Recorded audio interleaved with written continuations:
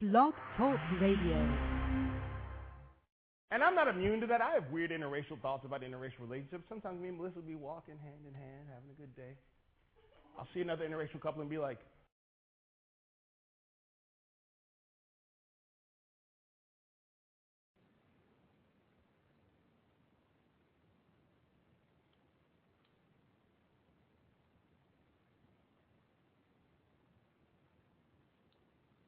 and it may be, and I'm not unwilling to critically look at this. It may be just a personal desire on my part to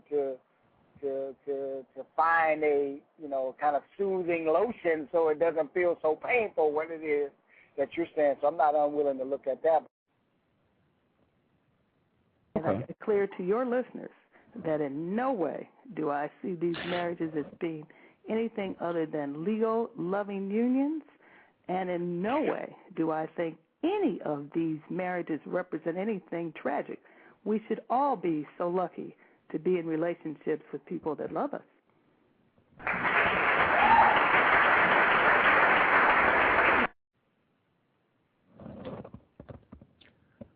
Context of White Supremacy, Gusty Renegade, Justice, and to share constructive information on the system of racism, white supremacy. The sound clips that you heard to begin the broadcast, going in order, that was W. Kamau Bell, previous guest on the program. He was here March 1st, married to a white woman, suspected racist.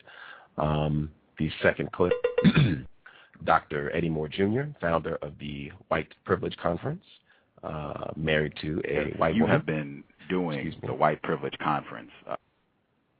Wrong button. And the final clip, Professor Cheryl Giudice. She is the author of Interracial Marriages Between White Men and Black Women. All three of those guests have been on the program. Dr. Eddie Moore Jr. should be coming back very soon. Hopefully, as we move forward in this broadcast, you will understand the significance of those clips, and perhaps you will think a little differently about those programs if you check them out. My hope is that you will think a lot about sexual intercourse between white people and non-white people in the context of white supremacy. That is my hope from this broadcast, that you will think about it critically and, just evaluate it in a way that you perhaps have not before. Our guest for today's program, he has also been on this program before. Fantastic broadcast in February of this year. We discussed his just incredible book, Homosexuality and the Effeminization of African Males. I cannot tell you, it is an extraordinary privilege, an honor. I am incredibly grateful, not only to have him on the program once, to have him back again, and to discuss two topics that I think are critical for black people to analyze and have constructive information about. So I'm still a victim of racism, white supremacy for sure, but I feel like I have definitely been spoiled to have him on the program twice. Our guest for today's program, you can check out all of his books at AquabenHouse.com. It's linked in the description. Just click his name. The book we're going to be discussing today, Excuses, The Politics of Interracial Coupling in European Culture. The author and our guest, Dr. Mwalimu K. Baruti. Are you with us, sir? Yes, I am, and it is so good to be. It's really Gus. Yes, sir. Okay, yes, sir. Good to be speaking with you again. I also enjoyed very much being on the program last time. It was very comfortable. Well, it's always comfortable talking to people who understand what you're talking about. that's always a benefit. So it's good to be back. And this topic is definitely one that needs to be addressed. Hearing a lot of the things that are going on in the particular D.C., Baltimore area, but also, nationally in terms of the mentality that seems to have taken on the next trend in our sub-assimilation and sub-amalgamation into Western society. Again, we are super thankful for you sharing a bit of your evening with us. We want to hop right in, cover as much material as possible. You said the last time we were here, always important, declaration of war anytime non-white people engage in dialogue. When we were here last, we had agreement, System of White Supremacy worldwide. That system is still in place, correct? Absolutely. It has not changed at all. It has really, I mean, the question always begs the other question of why would it? Why would they have changed? They have been extremely successful in convincing, and I use that word lightly, but convincing everyone, particularly us, that they are supreme. As you look at the word supremacy, that means that they consider themselves to be supreme. It doesn't have to be necessarily stated in that way in terms of how they portray themselves in the world, particularly in personal, private affairs, but they are the dominant force, and their opinion and their way is what's ruling the world, and it says something about their maintenance of that and their ability to maintain it when you have the people who you are dominating pushing forth that domination even harder than you are. The interracial thing is only one aspect of it, but it's locked into a lot of things that are really grounded in the concept of Mentacide, where you have, very generally speaking, people who have been in a position of oppression for many hundred years, if you will. Some people would go so far as to say 2,000 in terms of the assault against African people, but who have been under this assault for so long that they have lost sight of themselves, and they have gained, if you will, a sight of their destroyers as their saviors and as what they most want to be like, and they have as their primary agenda the sub-integration, sub-assimilation, sub-amalgamation into those people. We have been a integration-focused people since we lost ourselves, since we lost our mooring, since we stopped seeing ourselves as African, coming from the African continent, since the establishment of a Negro status quo within our community. We have been very, and I don't like to use the word integrated because integration means you're doing an equal exchange. We're being sub-integrated. That's evident in so many ways. One of the latest ways was the report that came out talking about the level of wealth, comparing black women and white women, and of course that goes back many decades. I was studying that when I was in graduate school. A book by Oliver and Shapiro called Black Wealth, White Wealth discussed that. There was a number of other books that talked about this huge wealth disparity which has not changed, huge income disparity which has not changed. In fact, it's worsened. Huge unemployment disparity which has not changed. In fact, it has worsened also. But when we talk about being a sub-integration focused people, just to talk about the idea of integration, people, well, I don't think any sane people or any sane person wants to be or aspires to be something that is less than them, something that is inferior to them, something that will turn them into something that's not as great or powerful or smart or what have you as they are. When you talk about assimilation, you talk about adopting the characteristics or becoming a part of or moving in next door to something that you consider to be better than you are. You know, their ice is crunchier, or their cars ride smoother, or their books are better, their teachers are better, their degrees are better. And that means that you, whether it's at a conscious or subconscious level, see that as superior to what you have because you want to be a part of that. You see that as better than what you have. That is your goal. We were the ones who were fighting to move into, they weren't fighting to move into our neighborhoods. We were fighting to move into their neighborhoods. We were fighting to have their children sit next to their children as if by osmosis somehow that their genius would fall into our children's laps somehow. So the idea of us wanting to be integrated, and we're the only people that have that aspiration. Perfect examples are the Latino community in Florida. When they came, They tried to get into the golf clubs and into the other, important things that were part of the city, and white folks repelled them, and they created their own. They said, cool, no problem. They just created their own, and now they have an empire, if you will.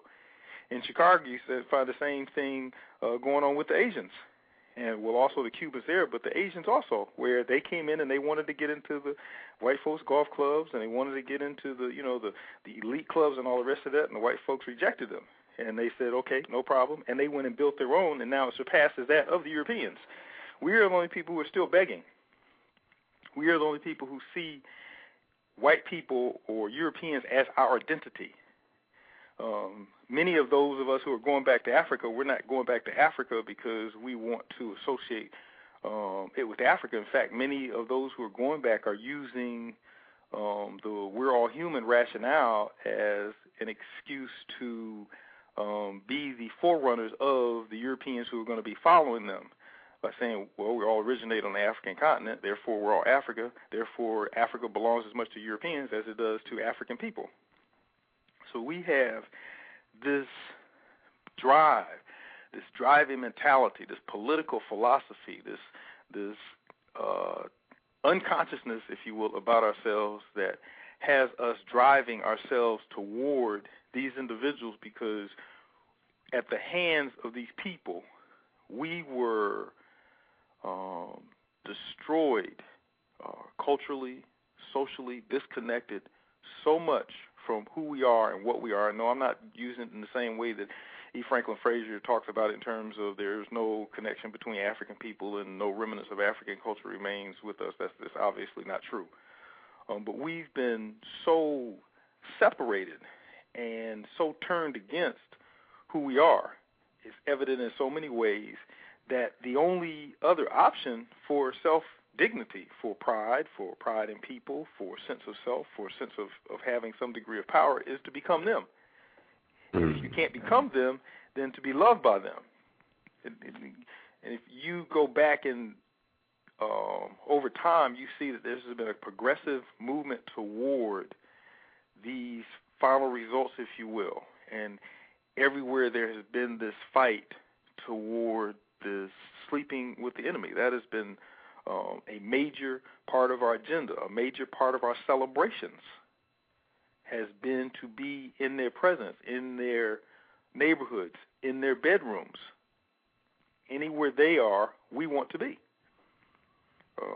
Sadly, the Jonestown thing is one of the most tragic examples of we will, wherever they go, we want to be. Whatever they say, we'll follow. We need that love and attention and validation from them so bad.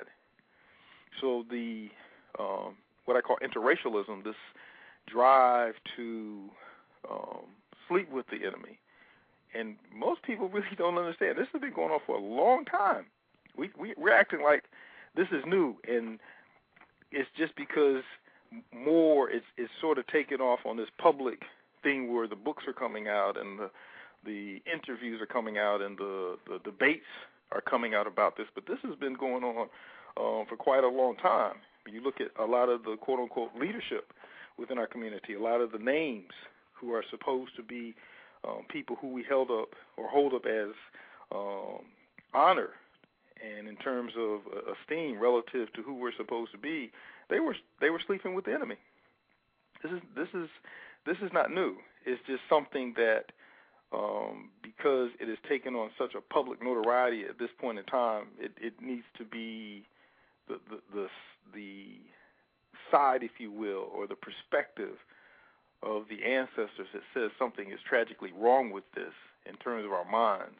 It needs to be brought up and addressed so that people can have a better way, a more balanced way to look at this. The same thing with homosexuality. As long as we have been in their presence and under their domination, then that's been a small, very minor, really insignificant part of our community. Only now that it's become a public thing and the assault is on, that people are becoming aware and alarmed about it. Again, a pleasure, I guess, for today's program. Dr. Mwalimu K. Baruti, author of Excuses, The Politics of Interracial Coupling in European Culture, among other titles, many other titles. Again, you can check out all of his work, akobinhouse.com, linked in the description for this program. If you could, because I put it in the description that upon reading your book, your conclusion, non-white people who pursue sexual intercourse with white people under conditions dominated by the system of white supremacy are suffering from Mentacide, and I believe you already shared that with us today. Could you, I just wanted to make sure for folks who maybe have not read your book addressing that or who are not familiar with Bobby E. Wright, could you give us like a real nice explanation of Mentacide? Oh, Bobby E. Wright was a master. He was a master teacher, major scholar, warrior scholar for us. In fact, I have an article on him in the book Mentacide, because Mentacide is a term that he coined. People need to know the importance of this man, because I've often been asked, well, how do you know who the real leaders are? These are the ones who suffered for us. These are the ones who died for us. These are the ones who gave away all the fame and fortune and all of the things, the perks that go with that in order to work for us, and they seriously critiqued white supremacy, European culture.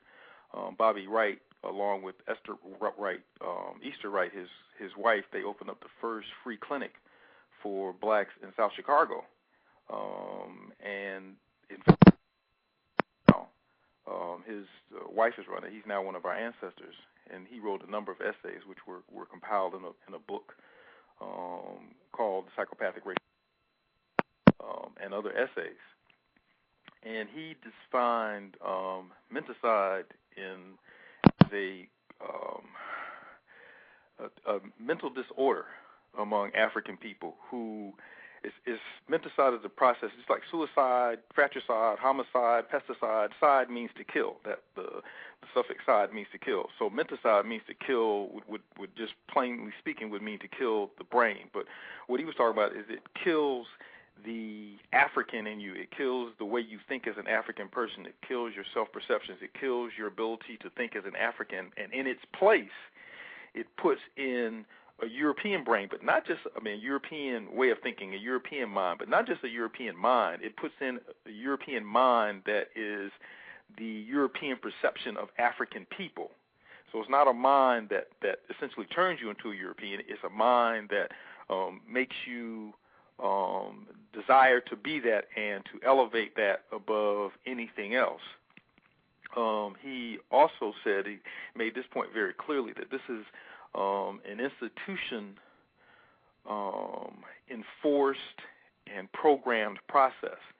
So whatever the institutions that are in the community of the people who have Mentacide committed against them, the institutions of that, in that people's community, the educational institution, the political institution, the economic institution, the religious institution, the familial family institution, even the military, assuming that they have one, which we don't, institution in those communities, in that community, they must be controlled by those people who are committing Mentacide against them in order to ensure that this process, this socialization process occurs properly, and that these people are effectively turned against themselves and don't even recognize themselves when they look in the mirror in terms of a cultural mirror or social mirror. So Mentacide is the process of not just being brain dead like a zombie. It's the process where you actively engage in thought processes that move you in a direction that's harmful to you and your people in service, as Amos Wilson said, in service to white supremacy. This is a very critical concept, and I talk about it all the time because it's one of those terms that we need to bring back. It somehow got lost, they say, in the sauce somewhere, but it needs to be brought back because it's very descriptive of how people are acting and how people are thinking in our community, and we've taken it to a whole new level. But Bobby E. Wright is greatly to be credited with that analysis. Kobe Cambone, in 3 of his books, he has the term called cultural misorientation, which is very, very similar to that, and it connects, or in a sense, the disconnection of the African mind is also from the African spirit that exists in the universe of us. and Kobe Cambone explains that exceptionally well. A lot of people have a number of explanations of that. One of the people who I really appreciate, I lost his name for a second there. He uses the word, what was I just saying, zombie, to describe what has happened to us in terms of the way that we act and the way that we are thinking and the way that we're operating relative to European culture and European people. So Mentacide to me is very descriptive, and you don't know it. It's just like when Bobby Wright talked about the psychopathic racial personality. It's not evident from looking at someone.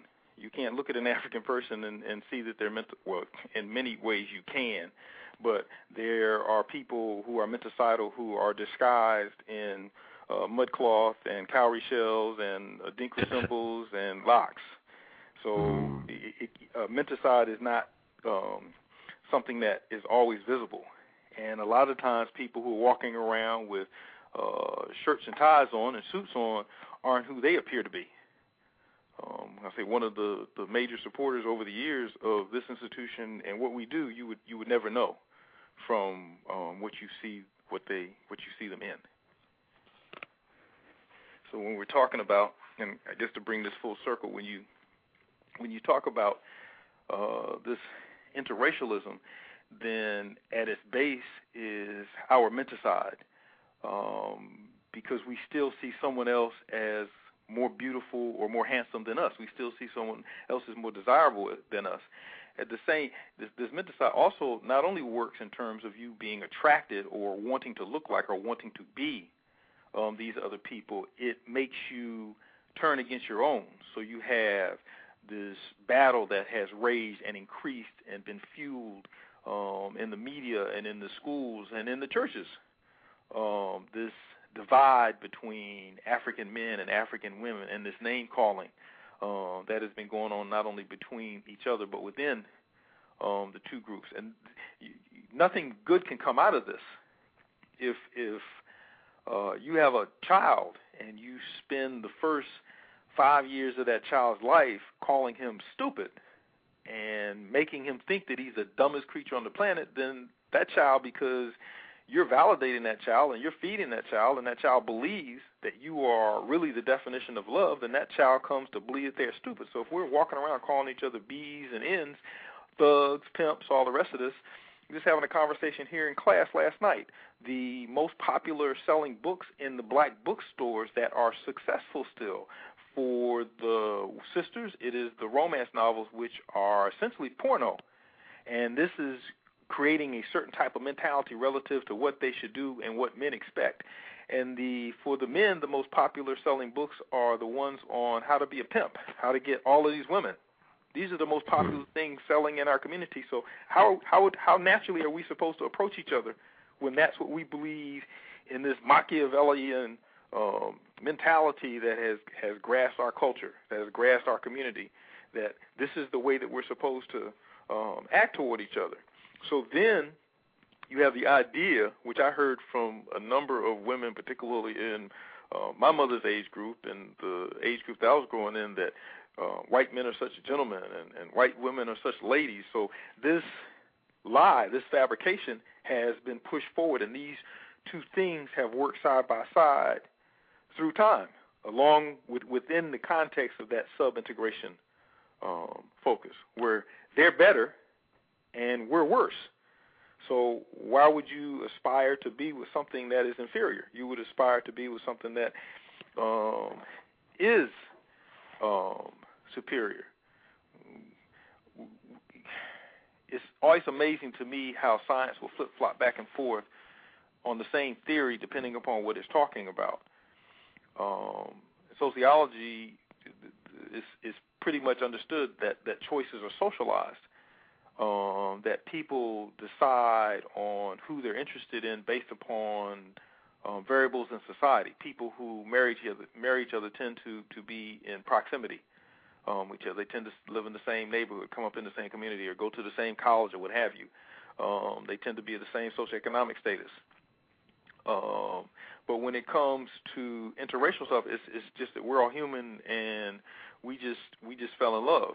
And my father, in his special way, trying to make me understand, he and I'm going to paraphrase what he said the way I would say it. And it's like, love may be where you find it, but culture determines where you're going to look. It determines what you look like. I gave the example when I was teaching college, where if you take somebody to a party and you go down into the room where the party's at and you blindfold this person and you tell him to point out his finger and you spin him around a few times, and whoever he's pointing at when he takes off his blindfold, that's not necessarily the person he goes after. He's going to go after whatever it is that fits within his socialized definition of beauty. That's the person he's going to approach. That's the person he's going to talk to. And the definitions of beauty in Western society all reflect the European ideal. And even when the society becomes more lewd, more extremely sex-focused, then those qualities that are seen as being sexy, like having a behind, like having some breasts, like having some lips, suddenly all of the white characters that you see on television have somehow gotten these characteristics, but they're still white. But now suddenly they have full lips, like African folks. Suddenly they have a behind, like African folks do. Somehow they suddenly have breasts, like African women do. But it's not because these things are seen as a basic quality, if you will. They're because this drive for sexual conquest has been taken to a whole new level, and these are supposed to be indicators of someone who you want to have sex with. So they have followed this, not because they're trying to follow a black model, but because black women are seen as loose within the white community at the base level, whether we're talking about conscious or subconscious. And these characteristics are associated with that looseness. Of course, we know Rosie Milligan did a beautiful job of explaining that, where the opposite of that applies, or has historically applied within our community. What brought that change about in terms of a movement in that direction was the competition from white females. And they begin to do things that white females would do, which historically in our community we understood. It's like, I think I mentioned this last time. You know, several generations ago, we considered ourselves to be sexually the moral superiors, if you will, of European people. We didn't approach it in a arrogant sense of supremacy, but we understood ourselves to be more conservative, more morally connected to sexual behavior, and we understood that Europeans weren't because they wouldn't do anything, especially European females. But now it's reversing itself, and it's reversing itself in a reactive thing. So we can't sit here and use that I just fell in love philosophy. There's an importance in the package that people come in. There are things that people are socialized to believe are of greater quality and greater desirability than other things. And if we want to doubt that, all we have to do is to go to different societies and different cultures at different points in time and see that different types of women were seen as more attractive, different types of men. In fact, you can just look through American society and the media. You can go back to a time where large breasts and large behinds and white women were seen as very desirable. You can go back to the Marilyn Monroe day, and you went from there to Twiggy. And then that became the most desirable thing, and everybody's walking around trying to be anorexic because socially that was defined as being the most beautiful. And now it is returning full circle back to that, and in fact even worse than that. So we can't walk around talking about I just fell in love. And, you know, there are several points to me that are related to that. We hear that word integration, and because we don't recognize that this is a process, that we are being brought into this society and culture in a particular way, we don't understand that integration is a code word for amalgamation. Chancellor Williams, John Henrik Clark, Doc Ben, a whole group of scholars who, interestingly, these movements have taken off since they've gone. It's as if these men and women who were able to articulate and explain the difference between us and our oppressors in a way that allowed us to see and understand us in all of our glory. Once these individuals made their transition, then this movement, this homosexualizing movement and this interracialism movement took off, because the greatest speakers for us, the greatest defenders for us had made their transition, and now no one's could come in and begin to speak as if they were the authority. So during the time of those individuals, Bereshanger also, they understood that integration was simply a code word for amalgamation, and this amalgamation was part of European military strategy over time. Everywhere that these people went, they immediately created a group of mulattoes. They immediately raped the women and produced a group of children, and they raised these children, most of them, as their own, and they gave them more power or power over or more influence in terms of decisions than they gave to other blacks, and they set these people up as a buffer class, a buffer group. So when the people of color went off, their rage ended up being, in many cases, directed toward this mulatto buffer group. Some people argue now that Europeans recognize, Andrew Hacker talked about this in Two Nations, recognize that it's over, that they are losing this battle, and they don't want to die. So what they are doing at a global level, because it's not just here in this country that's going on, at a global level, they say go to the malls in South Africa, Azania. When I was in the UK last year, they didn't say that locking the boys up was the biggest problem, even though mothers were crying left and right and fathers felt, powerless. They said the biggest problem in the UK is the interracialism. The black males in particular chasing the white females. They said that's the biggest problem. So it's not just here.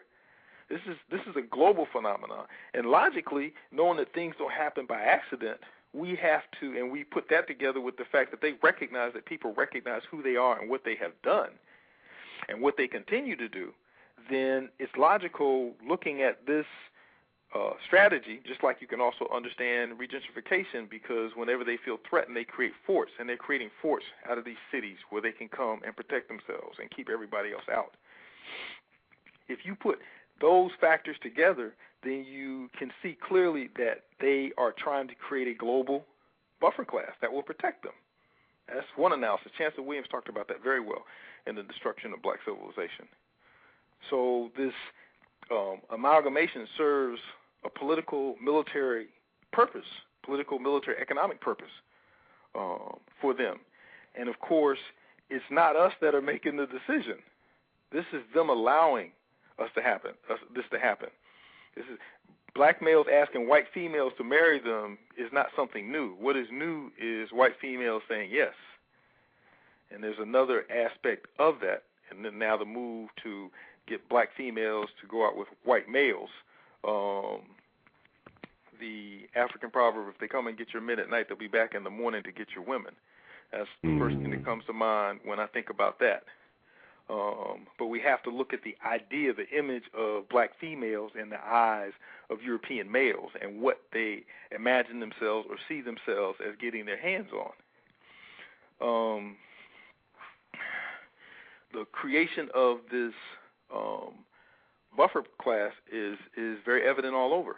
And the question, which I think is very important for people to bear in mind, and it's one of those mark my word statements where you're not going to see this coming to fruition for probably another decade and a half, where this process comes to a screeching halt, because they're not going to allow this to go but so far.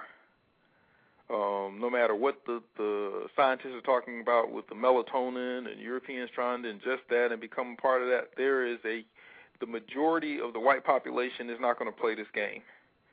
The majority of the white population understand that you are creating a buffer. The majority of the white population believe very much in the supremacy of European people, whatever level of consciousness we want to say it at. So this is going to be going on in like a frenzy, but it's not going to last that long because you can't have an extremely large buffer class that can overrule the white supremacist power majority. A great example of that is in Haiti, with what was going on in Haiti and the Haitian Revolution. When the mulattoes were given too much power, then the white majority that had created and had controlled through legislation and through economic opportunities and through employment opportunities and through the granting of specific lands and political positions, they had created this group to protect their interests from the blacks. They were the ones who were the primary controllers of the blacks, at least on a major part of the island. When these mulattoes decided that they wanted to flex their muscles, when they decided that they wanted to be in charge or to control the situation themselves, then you saw exactly how the Europeans felt about them. No, that's not what you're here for. You're here to provide a buffer to protect us from them. You have a place. You have a role. We have created you for a reason. We have created you just like we created the Negro. We created the Negro because we needed somebody to control the community and to be in charge of extracting resources from that community for us. So this is a European creation. Now, the people who are being produced in these relationships, their loyalty is not to African people, for the most part. And I have met some who are. But for the most part, their loyalty is not to African people. Their loyalty is to this idea of America. And this idea of America is a European construct also. This is their place, their power. They control us. I don't care how much we want to play with. This is ours. There is no institution here that we make decisions in of significance relative to the decisions of the country. We don't make those decisions. Even when we pretend to, it's because the individuals who we have, if you will, voted into power, they're making decisions that Europeans would have made anyway. So they know the particular role that they're supposed to play relative to African people. So that, to me, is one of the major theories that people need to look at and think about. It's interesting when Europeans went to colonize the African continent, and most of the colonizers were European males. European females did not come with them. I want to say period, but really for the most part, they did not come with them. They left their women at home. What happened on the continent, though, that these guys began to get concubines and women on the side, and some of them even married some African women, brought them back as African. Of course, this is a very insignificant number, but it was enough to alarm the white females on the European continent, particularly in England and in France, that the small pool of quote-unquote quality males that they have, some of them were being taken by African women.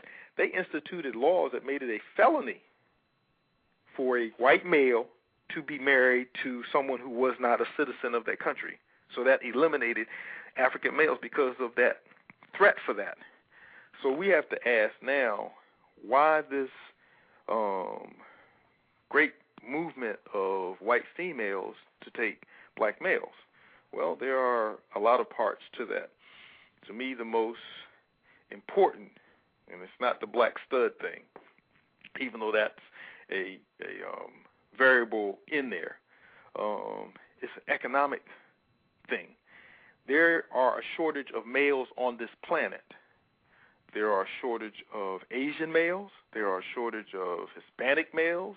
There are a shortage of European males. There are a shortage of African males. There are a shortage of males of all groups on this planet.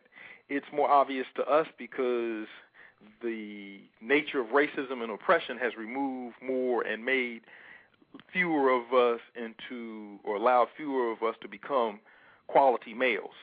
So we talk about the prison system. We talk about the homosexualization of males. We talk about those males who want to be playboys all of their lives. We talk about those who are incarcerated. We talk about those who really, essentially never grow up, never take on the responsibility, still remain baby boys, all the rest of this. So as well as just the killing, outright killing, and drugs and all the rest of that. So the shortage in our community is even more extreme. But as I said, there's a shortage of all males. There's a shortage among white males, and there's an excess of white females. White females, more than, maybe I shouldn't say more than any other group, but they are aggressively more aware than any other group in the country that it takes two to tango in this economy, and it's increasingly taking two to deal with this economy. You have to have the man and the woman in the home bringing in income in order to survive, as well as the protection component, but it's mainly an economic component. So this allows them, which it has happened before, this allows them, because they are seen as the most beautiful, because they are seen as the most desirable, because they, and I haven't met anyone who has told me otherwise, tend to be the most aggressive in terms of hunting down males. Because of these characteristics, then they are the ones who are able to pick and choose from those males who have the potential or who are actually bringing in this type of income. There's an interesting statistic that I think helps to bring this to light in terms of who marries who. Black males who marry white females, they tend to marry socioeconomically down. They marry women who don't have the same, credentials, don't have the same income, don't have what they have. White males who marry white females tend to marry down women who have lower incomes. Well, it's a power equation in a patriarchal society. Also, black males who marry black females tend to marry down in that same equation. The only group that absolutely does not apply, no, let me say absolutely, for the majority does not apply is for white males who marry black females. Because the black female, being the least desirable female in this country, has to bring even more to the table, has to have a greater amount of economic or degree or human capital, if you will, when they come to the mating game than any other group of women when they're dealing with white males. So what's going on now, and I guess I'm transitioning now, what's going on now with this movement to convince, and very well convince, and this is not new. Essence Magazine has been about this since the 80s. This is not new. It's just this is becoming something in the fore because it's creating a public discourse. But black female magazines have been pushing this for quite a while. The problem is that is gonna happen is that you have within our community, the problem that's going to happen, you have so many more black females who are receiving college degrees than black males. Black females are seen as less threatening in the labor market, so they are able to get better jobs than the black males are commensurate with similar degrees. That does not mean that the triple disadvantage for black females, being black, being poor, and being female, do not work against them to a greater degree than any other females. But the changes in the income structure, particularly in the labor market, are reflecting something that we're going to see in 6 or 10 years relative to these changes. It has been since the way back when. In terms of the ranking of income, white male, white female, black female. It is changing. And at the college level, at the level of having a college degree, not a master's degree, not a PhD, but a bachelor's degree, and not below that, at the level of the college degree, black women the ranking is white male, white female, black male. So there have been some substantial changes in there that are going to make this very easy to occur. It's going to make or has made African women in a position where they have become more attractive to white males, because white males recognize that it takes two to tango. They recognize that here's a group of women who sees them as extremely desirable. How many times have I heard Oprah talk about this gorgeous hunk of a white guy on her show? So these females who are seeing white males and have seen white males as most desirable in terms of their looks, in terms of their economic potential, in terms of their, in the stereotype, not beating on them, in terms of the stereotype, them not leaving them, this is going to really create a lot of children whose loyalty in no way, shape, form, or fashion is to African people, and who will be claiming this biracial, triracial, quadracial, whatever. We still have to understand that this is a one-way process. When they instituted the multiple category listing in the census for what race you are, the people who were trying to define themselves out of being black weren't trying to define themselves out of being white, even though they couldn't fit into that white category. They were trying to define themselves as being not black so that they wouldn't have to be looked at the lower level. They could fit somewhere in between. We find that as a historical commonality among people who are biracial and get to a level of political awareness where they understand that their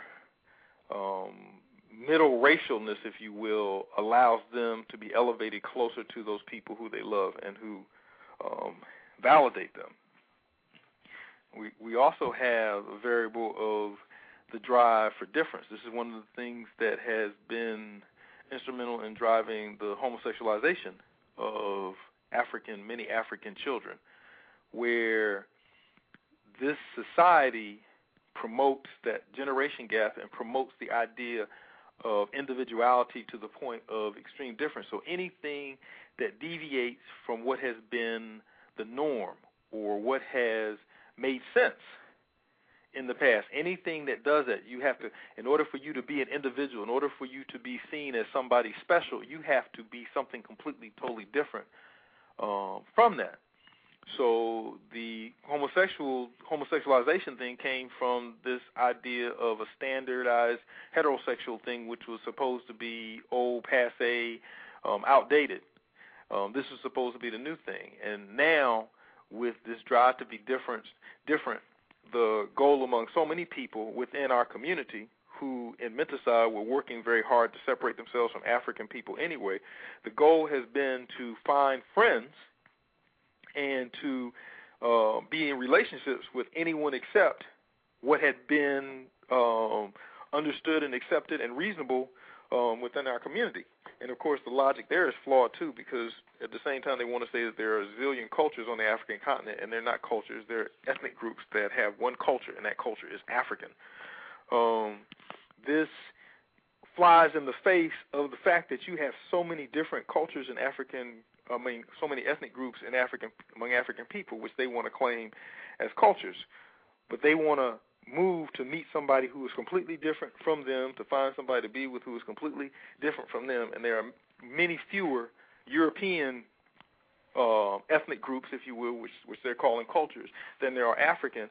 But we're driven not to seek out the friendship and the alliances of people who are on the continent from any of the different countries or different ethnic groups there.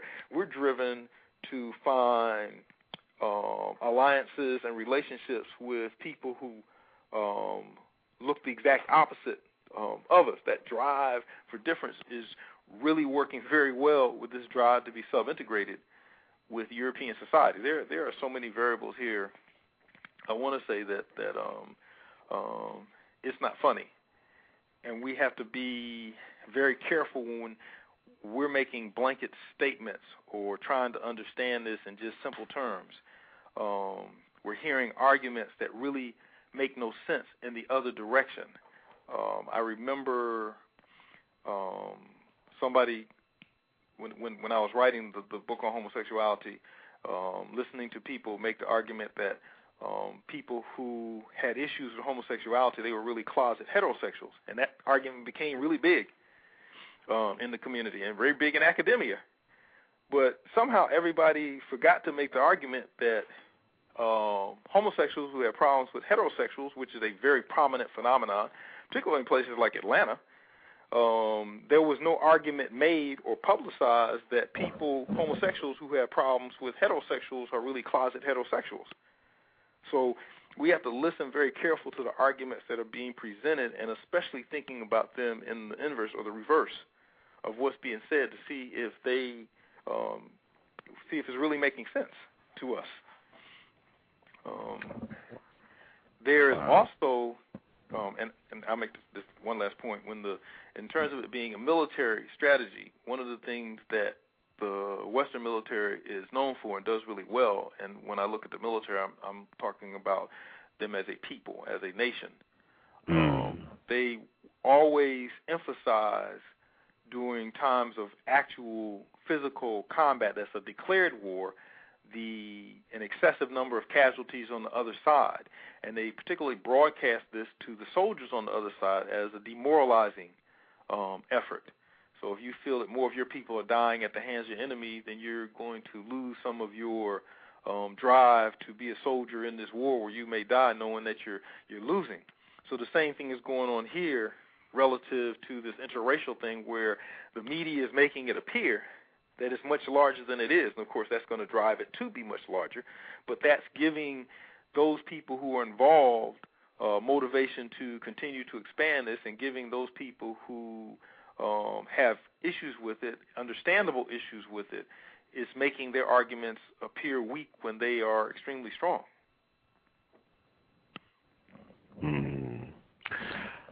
Again, tremendous honor to have our guest for today's program, Dr.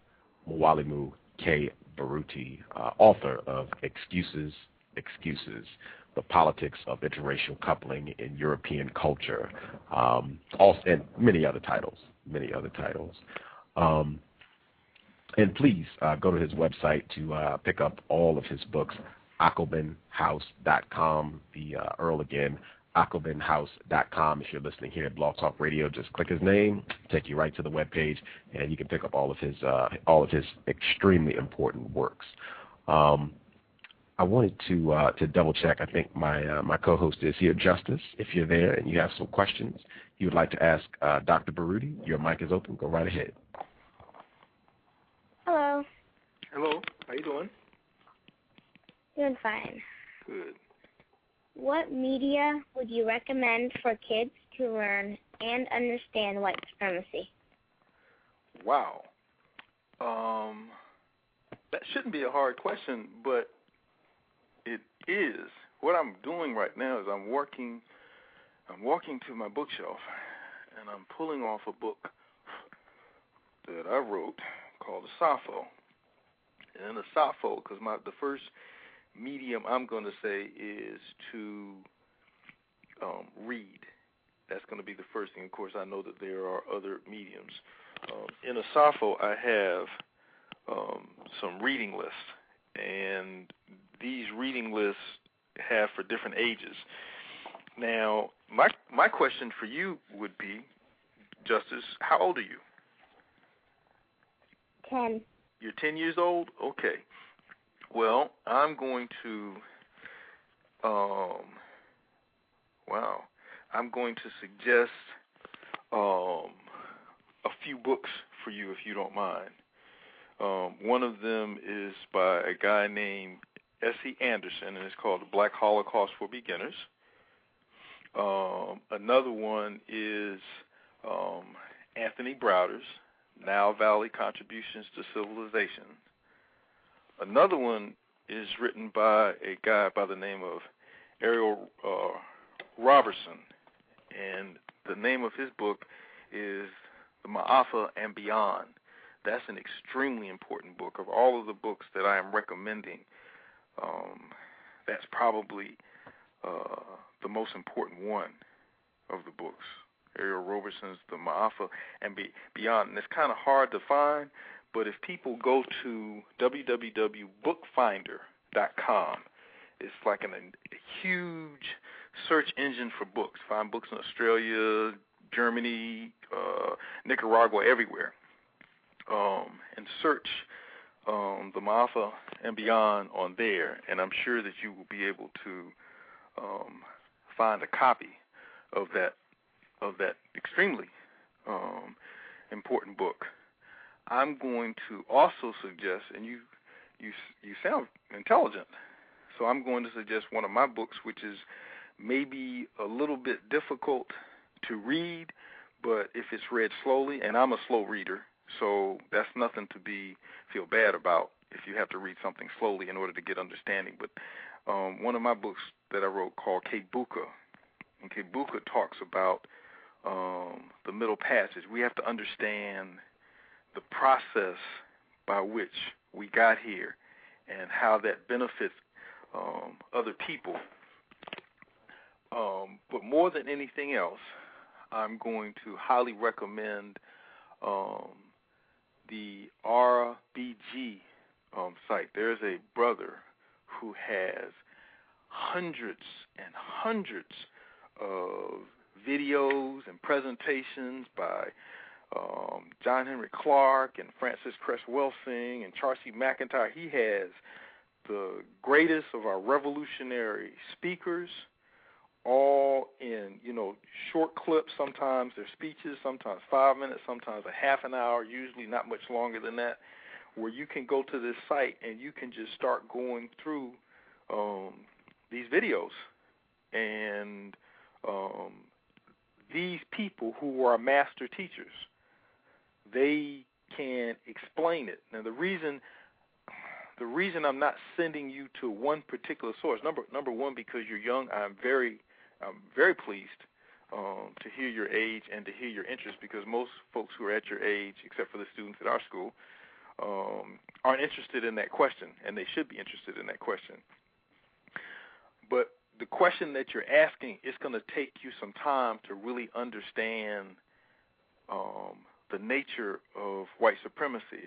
It's sort of like those things that you have to, or like in math, you have to do these problems over and over again for, 2 or 3 weeks or 2 or 3 months before it really clicks why it makes sense. But you had to do all this work in order to get that. That's the same with white supremacy. There are so many things that you have to understand, and the quickest way, if you are a visual person, is to go to the RGB Scholar.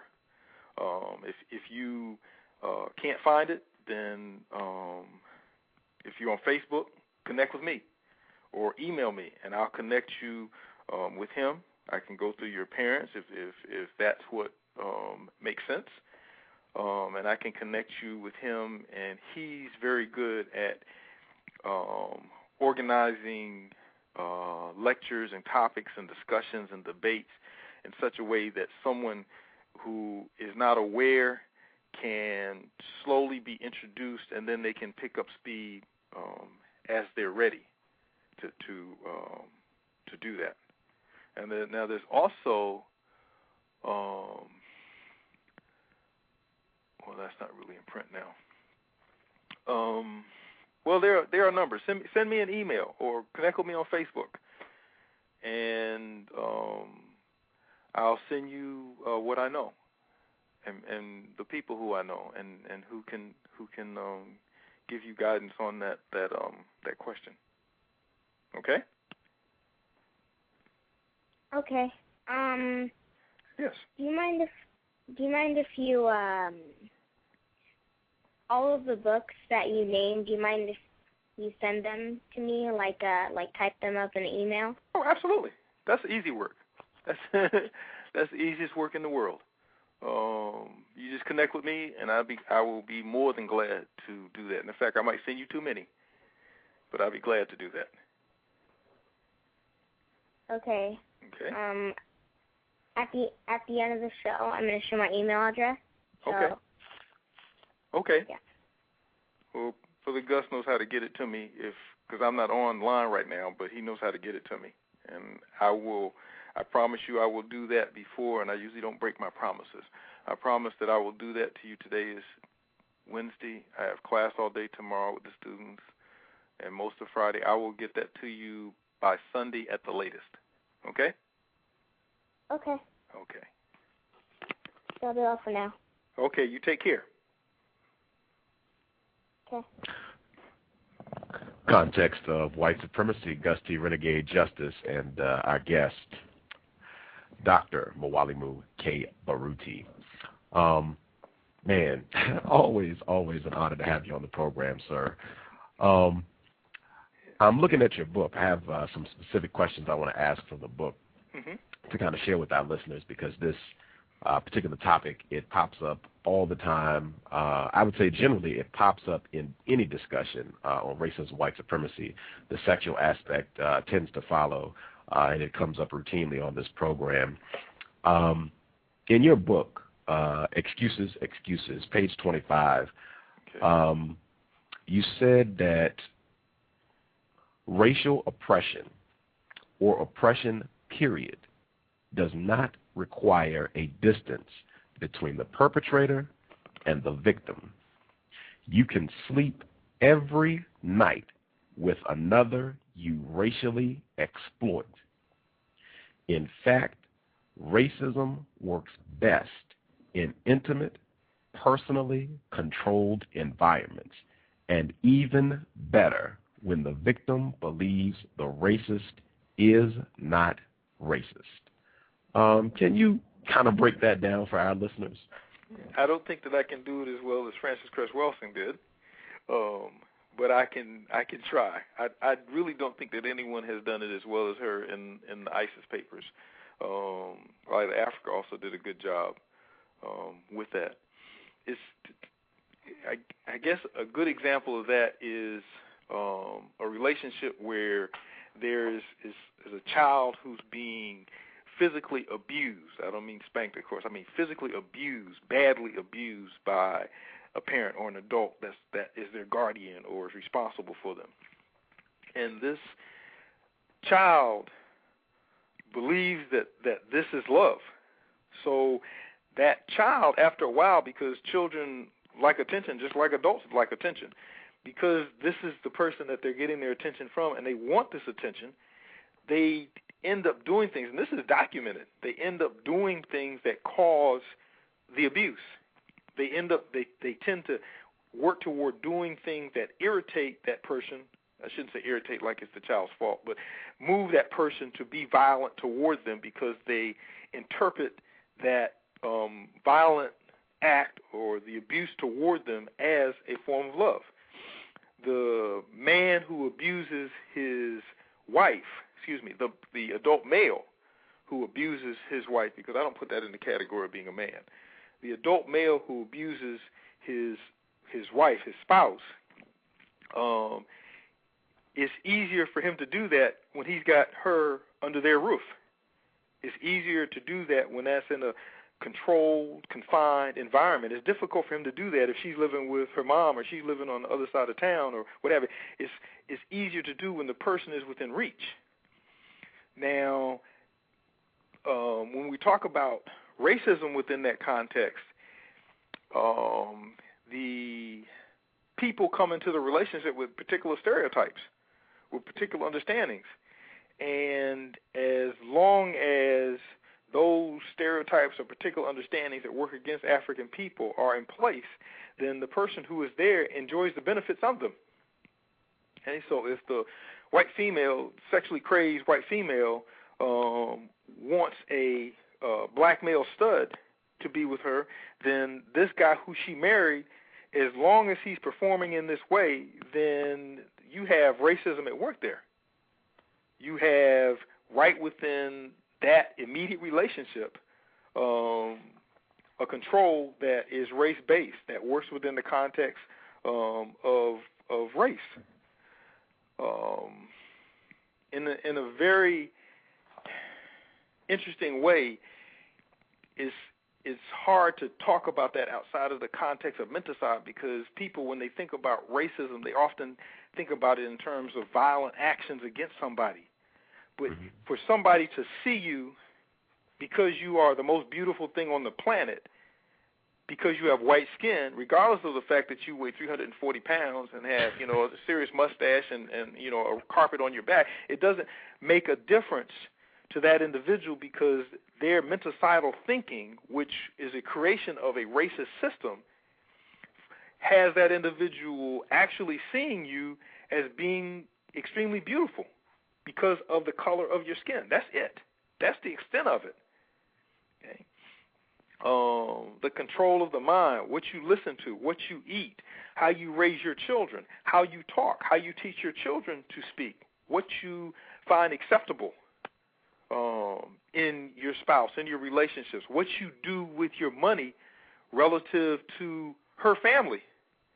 Because it's interesting, most of the stories and most of the conversations I've had with people where you had a black man married to a white female, the bulk of the economics that went outside of that immediate family went to her family. It didn't go to his family. It went to her family to support them with their education, to support them with building their deck, to support them with repairs on their cars, to support them with a loan or what have you for their house or what have you. It didn't go to his family. It primarily went to her family. So the loyalty is with her. The loyalty is not with his family, it's with hers. And also, you got to think, this is the person who you share everything with.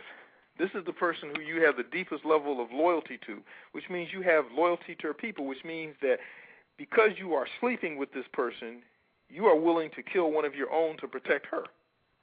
You are willing to hurt African people in order to protect this white female who is with you in your house, in your room, in your space. That is menticide, where you will defend the women, someone else's women, before you will defend your own women.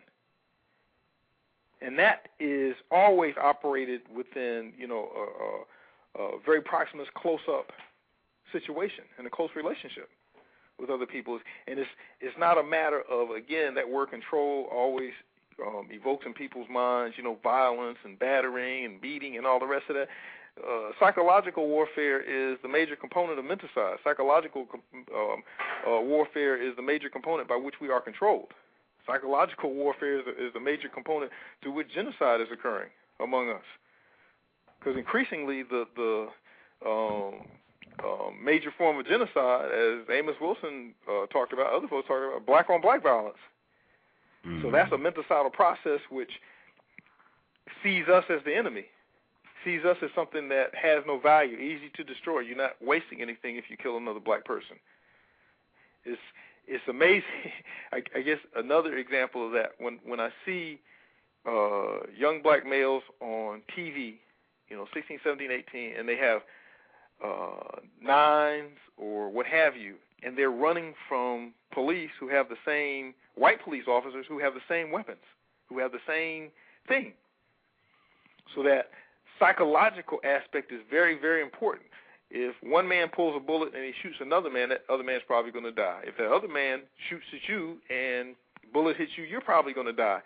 So what usually distinguishes who is going to pull the trigger and who is going to run and who's going to be seen as the stronger or the authority, that's all psychological. The same thing within these relationships. It's all psychological.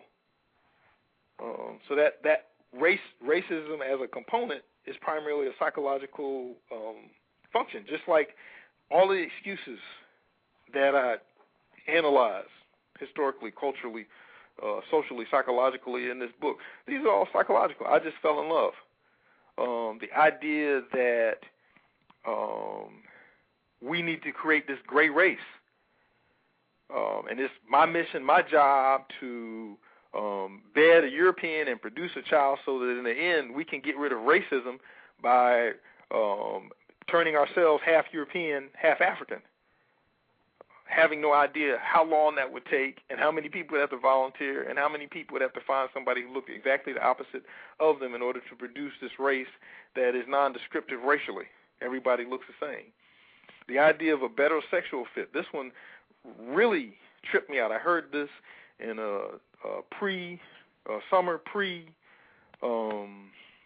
summer orientation for students who were going to college. And I was speaking to these students. I was talking to them about interracial coupling, and this one student stood up, and he said, no, I read that white females but particularly Asian females, have a better sexual fit with black males than black females.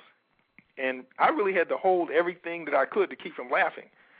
And this other student, and I said, what? And this other student said, yes, I heard the same thing. And I said, okay, well, where did you hear this? Oh, yeah, it was on Ricky Lake. And they're taking this as science. That's brainwashing.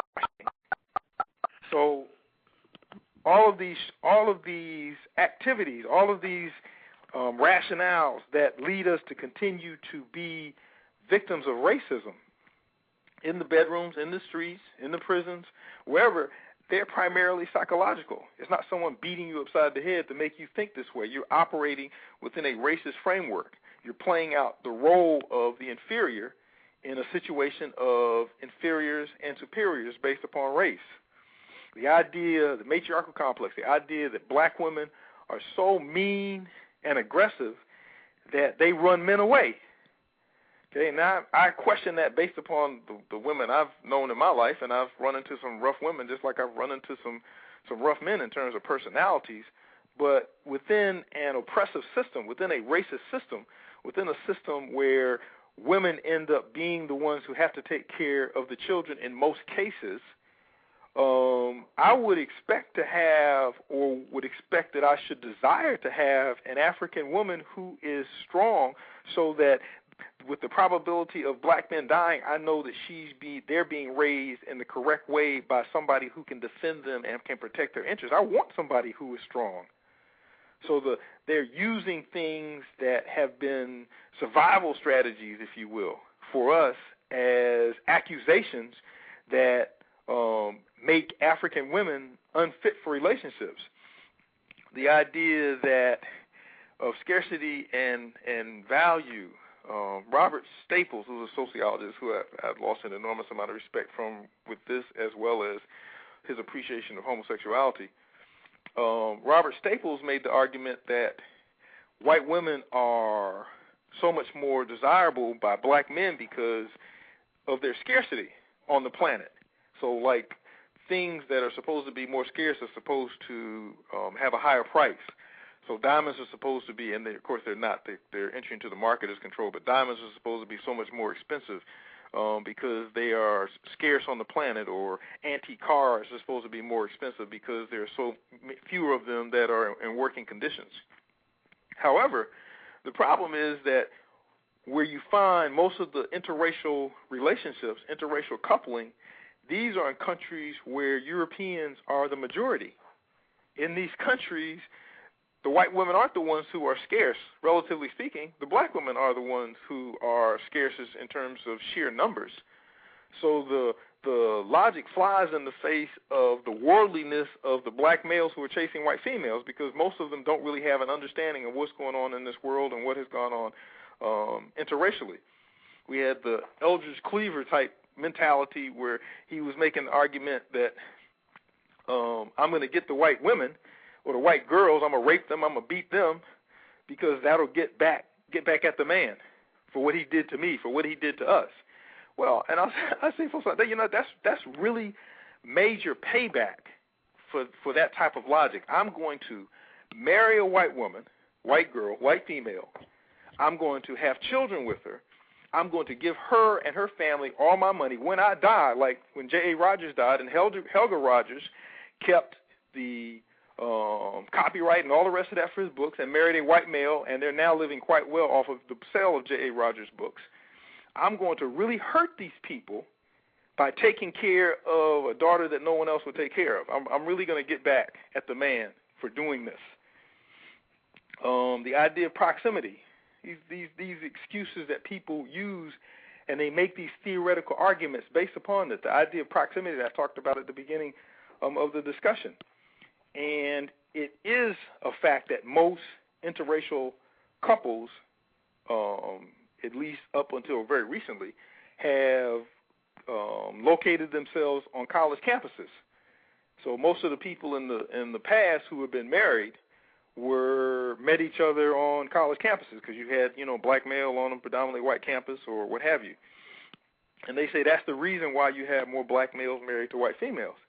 The sad thing about this And obviously this is going to change a little bit in the future, but the sad thing about this excuse is that you have many, many more black females on predominantly white campuses than you have black males on predominantly white campuses.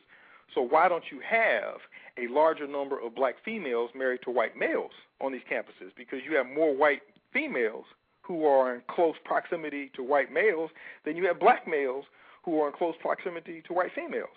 So why do you have many, many more black males married to white females than black females married to white males? The proximity is a real argument. We have a lot of these excuses, and of course that's why the book was named Excuses.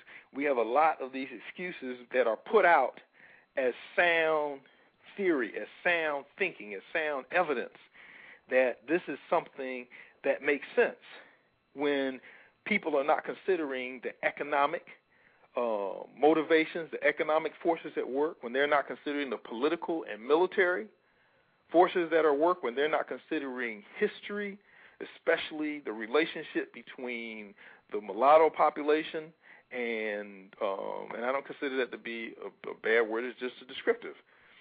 People want to say biracial. That's a euphemism for something that is between two races, a product of that, where you have the creation everywhere. There is not one single instance of European colonization, domination, except in cases of extermination. And then even there was rape, but there was not the opportunity for a buffer class to develop because the people were extirpated. They were killed off.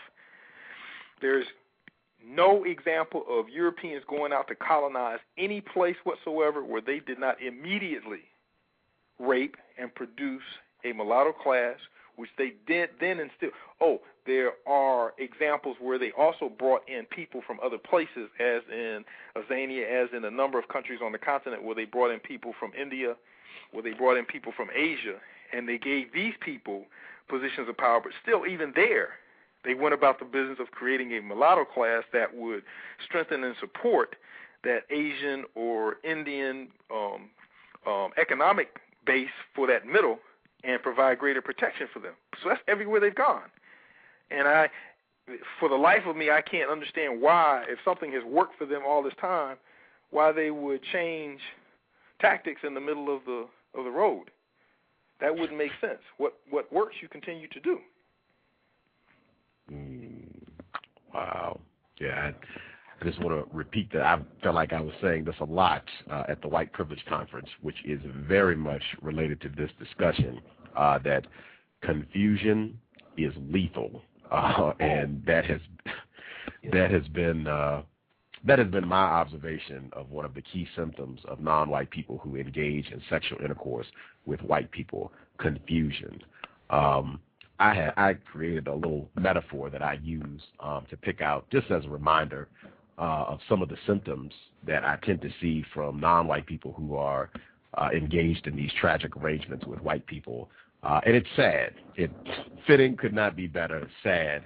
And the S is for creating space. And when I say that, these non-white people, they have to make space for white people who are not racist. They just have to. Any discussion of racism, it cannot be, you got to be suspicious of all white people. It can't be all white people directly, indirectly, consciously, unconsciously are practicing racism, white supremacy. That cannot be. There have got to be some white people who are not racist. So creating space. The A is for abstract. They do not talk about racism, white supremacy as though it's white people going around doing things, whether it's lynching, whether it's the debacle that took place in Haiti with the earthquake, whether it's all of the problems that non-white people experience worldwide. It's got to be white people doing things that are making these problems. No, racism is systemic. It's infrastructure. It's just rules that have been in place. It's everything but the white guy sitting next to me, the white woman sitting next to me. The D, divided loyalties.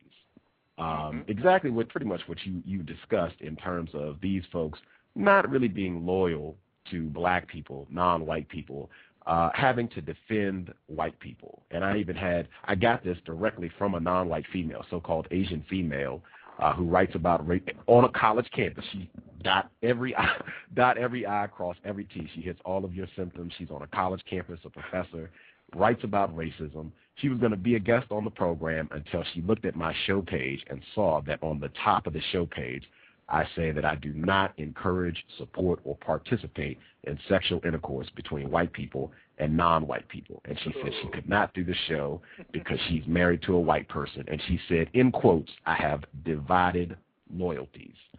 I just wanted to pitch that acronym to you to see if you've observed those same symptoms, if you think that's accurate. So SAD, space, abstract, and divided loyalties. I agree 100%. You used the word sad, and it rang an immediate bell. Malcolm X's favorite movie was Nothing But a Man, a movie called Nothing But a Man. And in there, the sister who's trying to, there's this guy who works on the train, and he's got more money than the guys in town, and she's a preacher's daughter, and she doesn't deal with any of the guys in town, obviously. And he comes and asks her out on a date, and while they're out, he's talking to her. He said, well, why did you come out with me? I'm like one of these guys with a bad reputation from the railroad, blah, blah. Why would you come out? She said, the men in town, they're just so sad. And you seemed interesting. You seemed like, somebody who I could talk to. And when we look around at these people in terms of their psychologies, we're looking at some very sad people, some very broke people, people who have no connection, so desperate for this love of another that everything flies out the window in terms of reason. This few bad apples argument I have heard so many times. That's probably the most common one in terms of the defense of individual Europeans, and that comes out of the context of us not understanding that we're at war. I understand that we're at war for the survival, for the mind, for the physical existence of African people. So I know that in war, soldiers are on each side, and these soldiers shoot at each other, and they try to kill each other. A soldier from one side does not go over to the other side to interview the soldiers on the other side to see which one is a good character and which one is a bad character. He shoots every single soldier that he sees on the other side. We are being asked to go and interview individuals within the people who have historically been about the business of destroying us, instead of building up ourselves, strengthening ourselves to a point where we are powerful people, and then maybe, if that's what we feel like doing at that time, going over to interview to find out who we should do business with, or who we should allow into this school, or who we should what have you. But this is going backwards, and that's the mentality of people who are powerless. When you're dealing with people who do not feel that they're powerful, then they go to the people they consider to be powerful to try to get some of that power, or to try to allow them to loan them some of that power so that they can do what they need to do. And that's pretty much in a nutshell, if you will, how so many Africans approach this. They know better than to say that there's something wrong with Europeans because they have such a vested interest in surviving.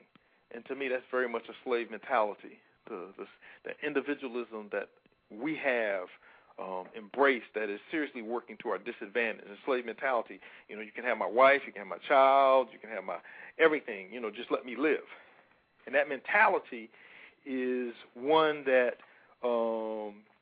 makes a person rationalize everything that has happened in non-racial terms. I have an in-law who, the first thing I was explaining about the lynching of African people, and the first thing that she wanted to bring up was this one European. Out of these thousands of Africans who I was talking about who were being lynched, she wanted to make that one European be comparable in terms of balancing that out. So these people would look at that for that one example. And we finally have a black who they claim was a serial killer. So all of the serial killers throughout time, that tradition of serial killers that's extremely strong within European culture, within European society, that line of serial killers is somehow balanced out by this one black man who they say, and many people argue it was not him, who they say was a serial killer. So the process of normalizing, I'd even say making human, but normalizing Europeans and European behavior as our behavior makes it so that to accuse them of anything, to accuse us in the same way.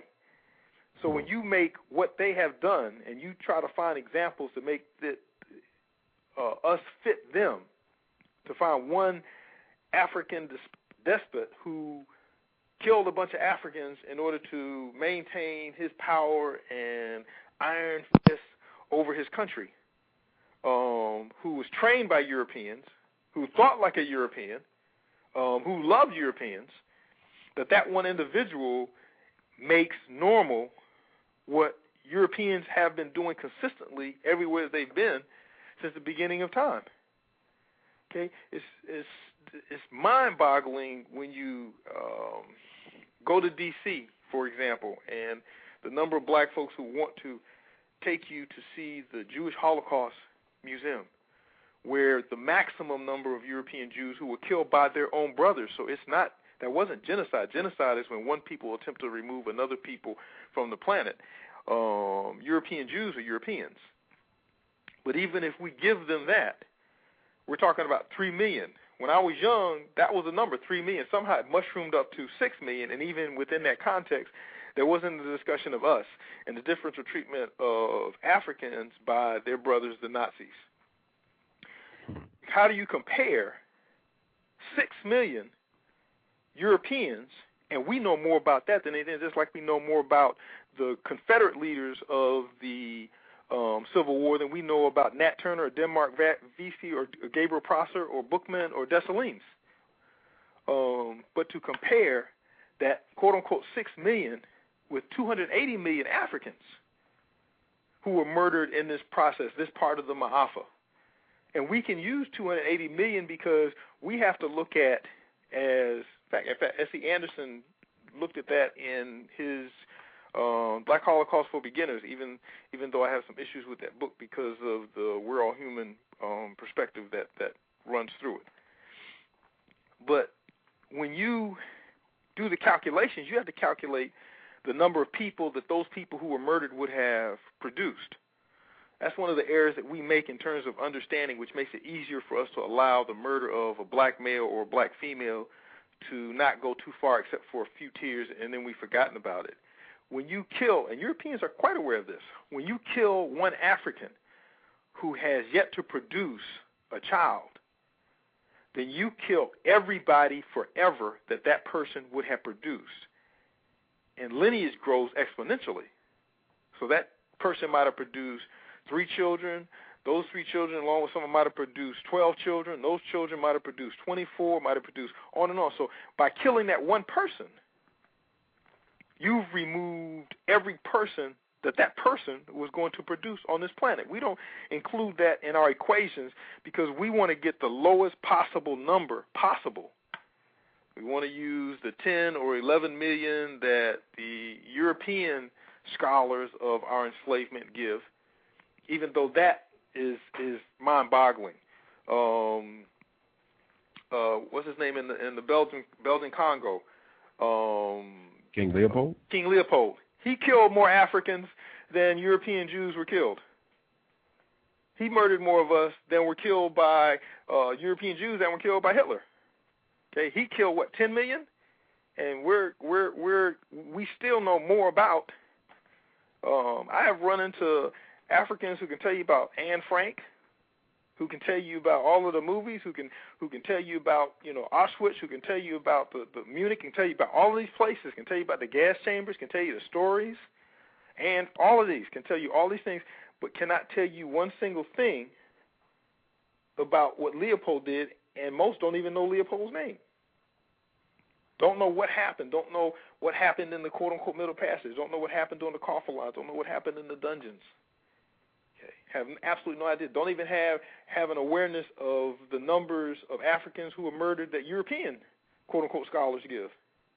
So the Mentacide makes you downplay anything that points out Europeans as being evil in their thought and behavior. It makes you automatically deny that possibility. You immediately turn your face from whoever's saying anything that will make them into something that is undesirable. I remember talking to a relative, and I used the word enemy relative to Europeans, and this person literally cringed.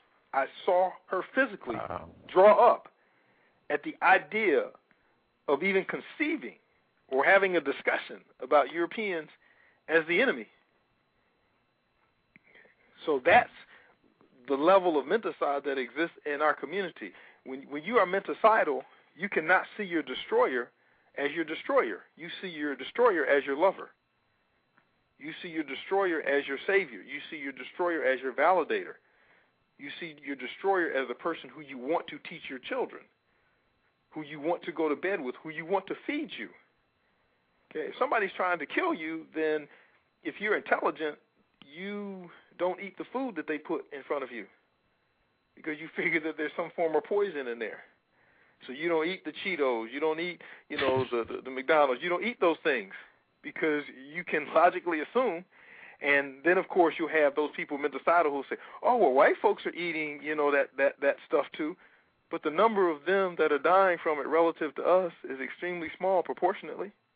Okay? They also have the medical care. They also have the fruit. They're also changing their diets very rapidly, and our diets continue to move in this particular direction. So the menticidal person is going to rationalize that. The menticidal person is going to believe that the best possible thing that could happen to them is to be in proximity with white skin, with a white mind. Okay? And that white mind is going to be, if you will, their teacher, their tutor, their guide as to what they're supposed to think, how they're supposed to interpret reality. You're supposed to check them, bring them back into line, protect them from those few bad apples that exist among white people. It's supposed to make him or her whole, supposed to make him or her human. And that, of course, I heard from a black male in grad school, one of the professors there. He was explaining how he married this white woman, and he was one of the authorities on race relations in this country, how he married this white woman because he wanted his children to have a better life. And he knew if they were lighter, they would have a better life. White folks know how bad it is. Andrew Hacker's Two Nations. In Two Nations, he talked about a study at the very beginning of the book. He talked about the study that they did among some white college males. And he said they brought them together into this space, and these official, federal government agency guys came in and told them, we made a mistake at your birth. We classified you wrong. You're not white. You are black. But since it is our mistake, we want to compensate for this. We know that we're wrong, so we want to compensate. We want to correct for this because you're going to have to live the rest of your life with everybody knowing that you're black. And they say, how much do you want in compensation for this? The lowest amount asked was $1 million because these students subconsciously or consciously understood what it was like to be black in America. Okay? And this is in the 70s or 80s. They were clear. This was in the 80s. They were clear. Subconsciously or consciously, the difficulty or how much compensation would have to be given to them if they were African, black in America. But menticidal people don't want reparations. Menticidal people, they say they are fighting against it 190% because we've been given all that we should have been given and all the opportunities and all of the. How do you compensate for murder? There is, to my knowledge, in no society I know of, has there ever been a statute of limitations for murder. So what is the statute of limitations for the murder of 280 million people and counting?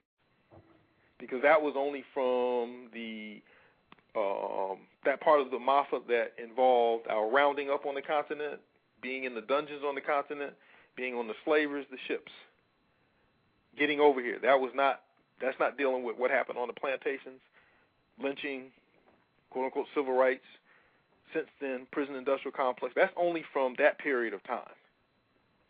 So that's 280 million and counting rapidly. Wow. I want to remind listeners, we had the suspected racist white supremacist known as Thomas Norman DeWolf on the program. His family, largest slave trader in New England by far. He was in a discussion about reparations, and there was no one in the room, mostly white people, no one in the room opposed reparations except for two people. One of them was a black female. The other was a white man who, coincidentally, was her husband. This was on the program, read it directly out of the book, and they got video footage of this, too, of her reading off her list of reasons, excuses, if you will, as to why black people should not be given reparations, compensation for racism, white supremacy. Dr. Baruti, I wanted to play this clip, and then I'm going to check and see if Justice, if she has some more questions. Okay. I want you to listen to this clip. This is a former guest on the program, black male who is married to a white woman, married to an admitted racist, excuse me. This person admitted to being a racist white supremacist. And he was, explaining this relationship on the program. I just want to get your thoughts, knowing that this person is the founder of the White Privilege Conference. And I want to point out for everyone, I'm not picking on anyone. I suspect that this person is a victim of racism, white supremacy, and confused like myself about that system. However, the White Privilege Conference generates a lot of money is invested into this conference, hundreds of thousands of dollars, I suspect.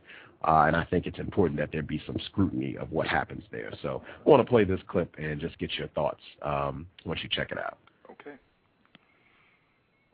And it may be, and I'm not unwilling to critically look at this. It may be just a personal desire on my part to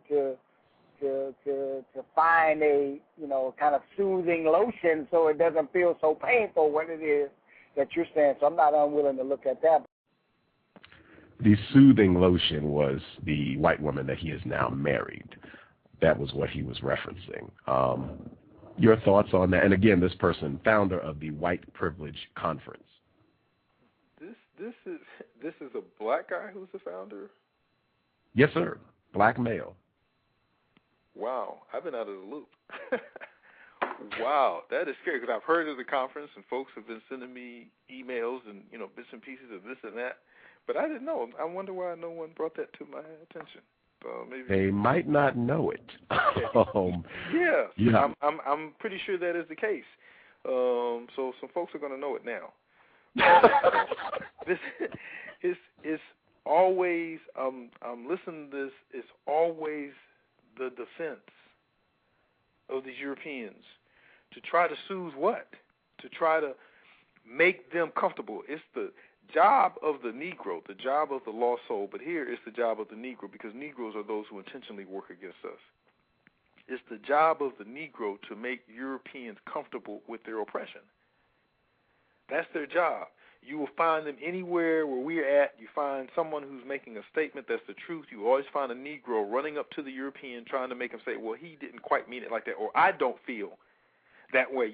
I'm one of your boys. Don't even, worry about him. He's like on another planet. And then this Negro, of course, goes about the business of trying to destroy this African. And this, of course, gets him lots of kudos from Europeans and maybe a little more influence.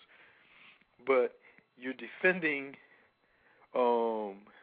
if you are, I guess for me it's a simple equation. If you love, I use that word loosely. If you are sleeping with, if this is your life, okay, then you can't make that person uncomfortable.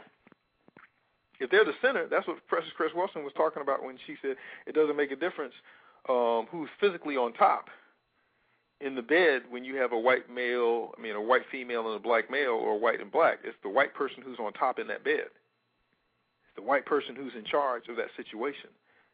Even if the black person thinks that they're leading. It's like the people who there's this saying, and really it shouldn't be said in this context, but it fits in terms of the intent, where I was told a long time ago, and I find it to be truthful, and I find it to be quite interesting. I like the idea of this in terms of what is thought and how intelligent our sisters are. It says that a man chases a woman until she catches him.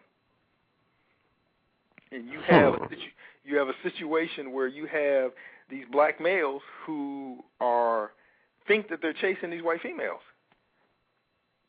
and she's the one who says yes. That's something that has changed. Like I said before you've had black males chasing all of this time, but the woman is the one who says yes, I will, or accepts the proposal. Okay, and I don't care how liberal we want to say people have gotten. In the vast majority of cases, it's still the man who asks the woman to marry him. So you're now having white women who are saying yes, who are allowing this to occur.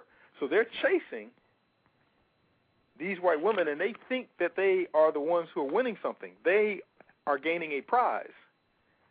The white females are gaining a prize. They have decided who out of whatever black males are chasing them they're going to have, based upon whatever qualities they have, based upon whatever assets, based upon the mentality, based upon the level of Mentacide in that individual, based upon how much they love whiteness.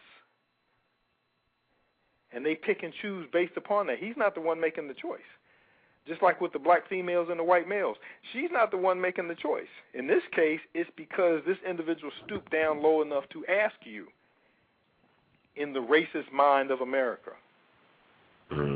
This individual is giving you an opportunity to be with him.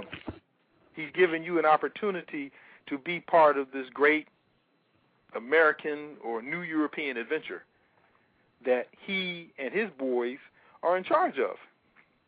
And they're allowing you in. Okay? First row seats. So the him saying that fits just the general idea of the attitude of Africans who are married to Europeans. Their goal is to please that European. They don't want anything to upset that European. And it says something to me about this white woman. I mean, it's like when people are, married for a long time. Well, I shouldn't even say a long time. If this is a serious thing, then very seldom do you find major differences in the politics of the spouses. You might find a little difference on that candidate, a little different, but usually in terms of the general interpretation of society, how things are supposed to work, concepts of democracy, capitalism, sexism, all the rest of these things, the pair think along the same lines. So if he is a black male who has created this, white supremacy conference, white privilege conference, white privilege. You have to put it in the right terms. This yes, white sir. privilege conference, then that says a lot to me about her in terms of how she thinks. So she has, many people would say this is her agenda, and she's found someone who can articulate it well for her because he's not the one that's in charge in the relationship. She is. She has a powerful people behind her.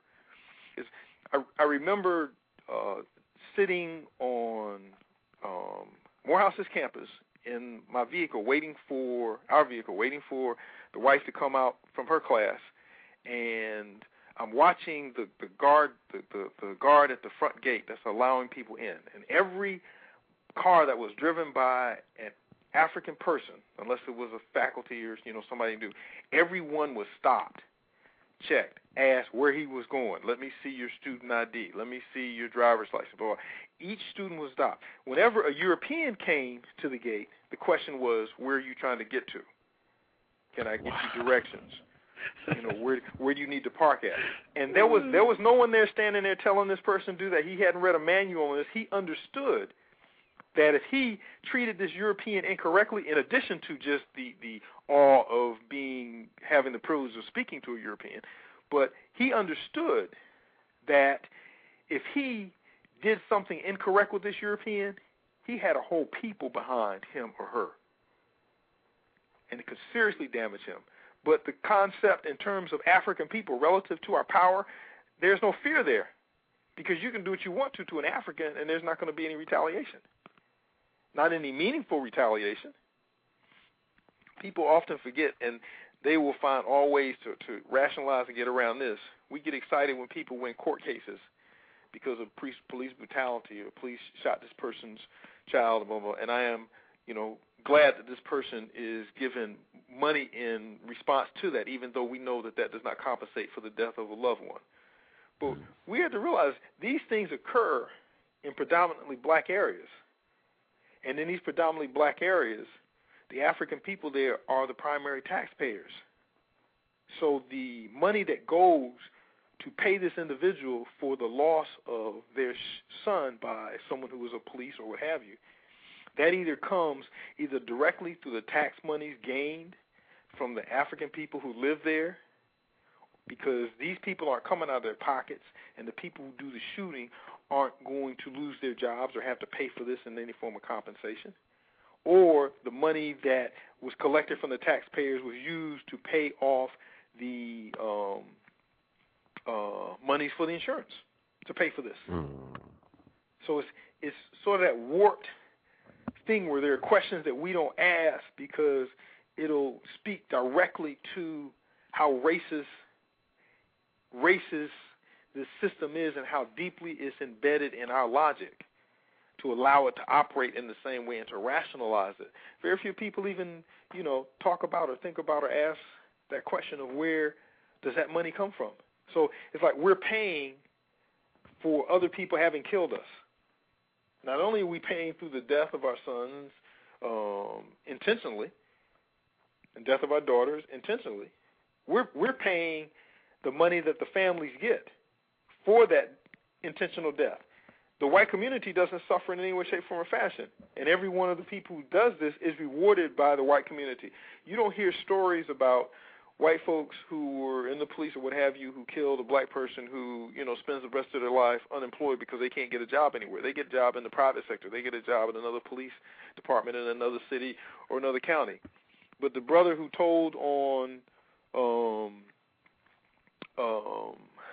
Nixon said that the wiretapping was going on in Watergate. Yes, sir. He spent the rest of his life in misery. Unemployed, turned to alcohol, died because he was going to be punished. Just like Haiti continues to be punished because of how victorious they were against these Europeans and what they did to these Europeans. People need to read Jacob Carruthers' The Irritated Genie. And they can see the story about what our brothers did as warriors to a people who had been violently. But the average lifespan of an African in Haiti from his arrival as a slave was 7 years. That was the average lifespan of an African who arrived on the island of Haiti and was a slave. 7 years. But we're trying to apologize for Europeans today, trying to make them into some kind of human being. Our ancestors understood that being a human was a result of how you acted. It was your character. You weren't born a human being per se. You weren't born a person. This was something that you grew into. You molded yourself in a particular way. So you had people who wouldn't become people, if you will, wouldn't become humans because they didn't act like humans. But because we operate in this system which validates them, we're operating on the principle that everybody is born naturally with this quality and they don't have to prove anything. And we're suffering as a result of that. Misdefinitions. Wow. Again, pleasure to have him on the program. Second time.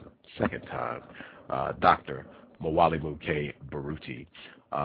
Justice, if you are there, if you have some other questions you would like to ask, go right ahead. Your microphone is open. I don't have any questions right now, but I just want to say thank you from earlier. Thank you for what you said about like what type of books there is. And Sister Justice, I wanted to say, and I sincerely mean this. My wife and I have a school in our home, and we have 4th through 12th graders. Most of them are like 4th through 8th and 9th grade now, and that's generally what we have, which, you know, we like. But we've had this school for 11 years now, and it's always more than wonderful. And I need you to understand this. It's always more than wonderful when you have a child who understands or who wants to understand what happened to African people and the kind of character that they should develop as a warrior in training. Our school is called Akabin Institute. Akabin is a symbol, and a Dinka symbol that's a war horn. And the Akabin was what was blown by special people in the community when it was time for people to come together because they had to go to war. There was a big decision that needed to be made, but it's primarily called the war horn. And that's why we call this our school that, because we feel that it's our job to educate the children so that they will know what their responsibility is, and so that they will know the enemy when they see it, so they will not be destroyed or caught up in the rapture of insanity. So I appreciate the fact that you are on here. This is 10 years, what have you. This is a brave act on your part to come on here and do this at this age. It's like Autumn Ashanti was, 7 or 9 years old when she said the poem that made it so that the public school system, New York, wherever it was, Brooklyn, what have you, in New York, banned her from even coming back because she spoke truth. So you're at an age, and I'm so glad that you are curious about your people and your responsibility, and you have a special privilege. I would ask you, and as Brother Gus, if he has the opportunity, there's an essay in a book I wrote entitled Mentacide, and the essay is entitled Groundings with My Daughters. And I want you to get that essay, and you will be able to read it easily. I want you to get that essay and read it and understand that it is for sisters like you. Okay? Okay. Thank you. You're very welcome. That essay, is it Groundings with My Daughters? Groundings with My Daughters, and it's in the Mentacide book. It's one of the essays in the Mentacide book, and in fact, we're doing adult education here, and we'll be talking about that next Tuesday night here in this house. But it's written for our daughters. It's written for those who may or may not have a great deal of understanding, but they're trying to get it, or they haven't recognized it yet. And it's me, if you will, as a responsible father, warrior scholar, talking to them about who they are and what they're supposed to be about and why. I need to read that myself. Mothers love it. I've encountered a number of. It's always surprising to me how what I write affects people. I'm not used to that, but it's always surprising to me how people respond. And mothers have responded to two things unbelievably. That's that essay and the complementarity book. That's amazing. All of these books, as well as Excuses, and Homosexuality and the Feminization of African Males, all of these books are available at akabinhouse.com. Again, if you're listening here at Blog Talk Radio, just click Dr. Baruti's name, and it'll take you right to the page, and you can support excellent material, akabinhouse.com. Dr. Baruti, are you okay taking a few questions? Yes, I can take a few questions. Okay. I'm going to try to go right down the list. Please try not to have background noise so we can preserve the quality of the broadcast. I'll start out Non-Mighty Wick and Tater Pie. Both of you all are on. If you have questions you would like to ask Dr. Baruti, please go right ahead. No. Okay. Hello?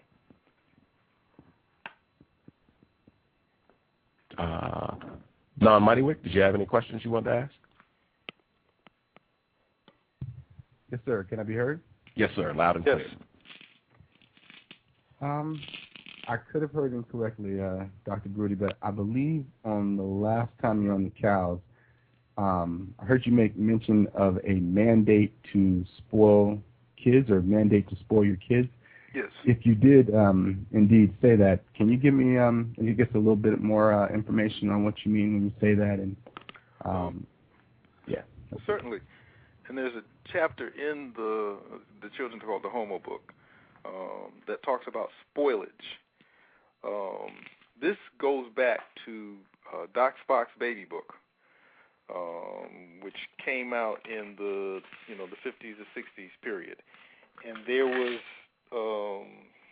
in there the directives that most of us followed, that most of the parents followed about the problem of quote-unquote stifling the children by not allowing them to do everything and to make decisions for themselves and to not provide guidance and to stay out of their personal space and all the rest of that. What this set us up for, and my mother, I guess she put it in a nutshell when she said, you don't spoil a child who's going to grow up in a society that's going to try to kill him.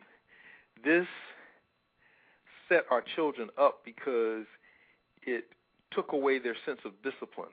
It took away their ability to withstand the destruction of white supremacy.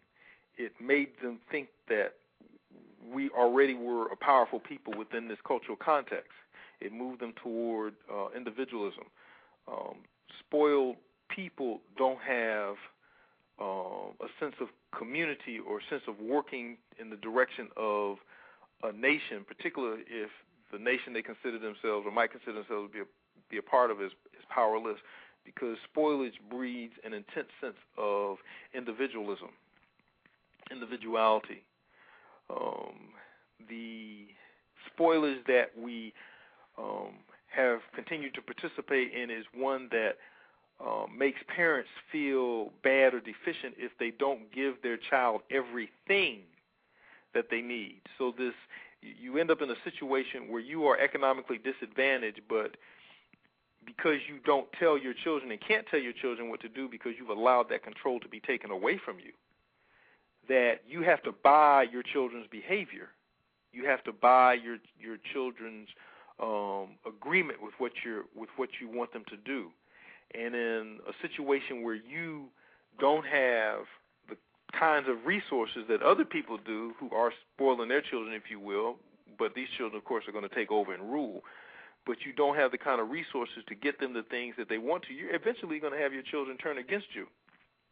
The children also see how weak you are because children are constantly trying to figure out how to get and hold power, which is it's only logical because they want to do what they want to do. That's what children do, and that's why you have parents and guardians whose job it is to make them understand the difference between want and need, to make them understand the importance of developing a good character, all the rest of those things. That's another major thing that was taken out of our community with the increase of spoilage, where the development of character was left to the media, was left to the schools, was left to a church that is very money-focused.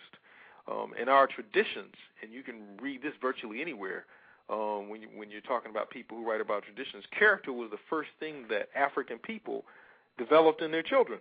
That was the main and most important thing in the development of a child, the development of good character. And we left that to chance. We have, because of this, we have children who are in charge.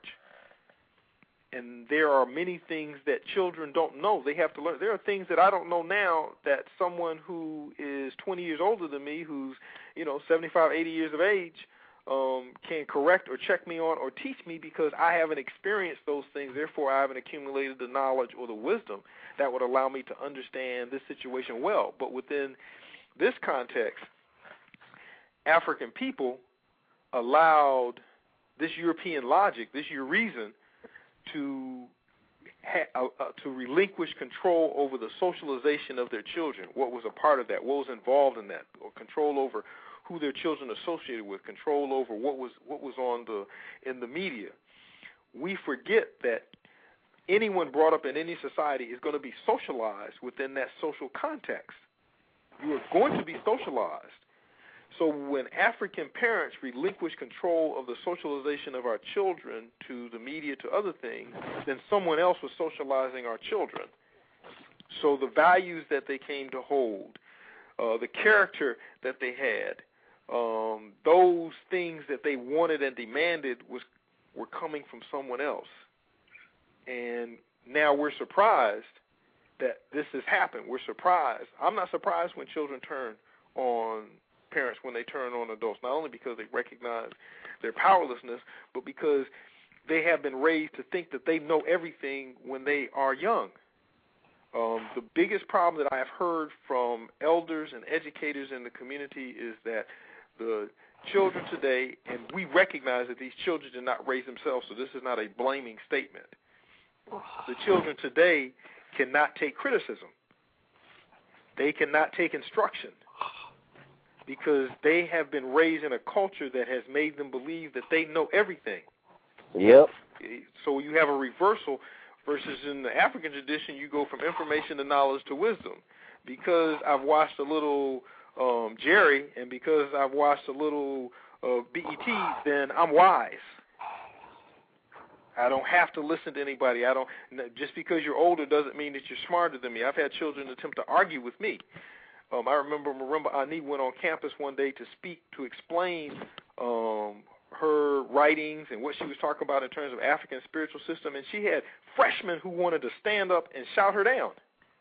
This woman has been, working on this study for probably longer than their parents have been on the planet. But because of the nature of this society, and that leads to something else which is, to me, extremely important. In that situation, anybody's opinion is correct. That allows European behavior to become a normal and natural part of African people because you can't argue that something is African. That's just your opinion. You can't argue even through proof that something is European because that's just your opinion. So that really was accelerated through the spoils. It was initiated through the process or the desire to be integrated into European society, but it was very rapidly accelerated through the spoilage process. And that part of the process has allowed children to be put in the hands of people who are homosexual by nature, I argue, and that being them and them wanting to be normalized globally, meaning they have to homosexualize the people on the planet, then you deal with the children. So you take them away from their parents, control away from the parents, and then you socialize them in a homo-friendly or homosexualized way. So when that group of children become adults or old enough to be adults and they have children, well, they're going to raise them up in that way. And pretty soon the way of their parents and their grandparents and their ancestors will have been forgotten because there's no one teaching them that, no one telling them that, no one instructing them, and no models of that.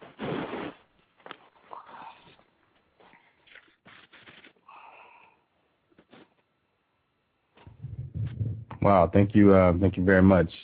Yes. I have one other question. You mentioned that you do a homeschool program. Yes. I was wondering what materials do you use, and if they're available online, and if you can give me a little more about what your curriculum looks like. Okay. I'll take you through one day real quick. The children arrive from 8:30 to 9 o'clock. They play chess. I think chess is extremely important. I know that it is also a product of African people, so I'm teaching them something that is theirs, or they're learning something that is theirs. Chess has this way of calming down and getting the mind focused on thinking as a process, and that's something we really focus on here, not only just our traditions, but also the thinking process, which is something which has been removed from our children. They've equated thinking with work, and then work has been associated with being inferior, and that's something that you don't want to do, so everybody wants to get over. Disconnect between work and product.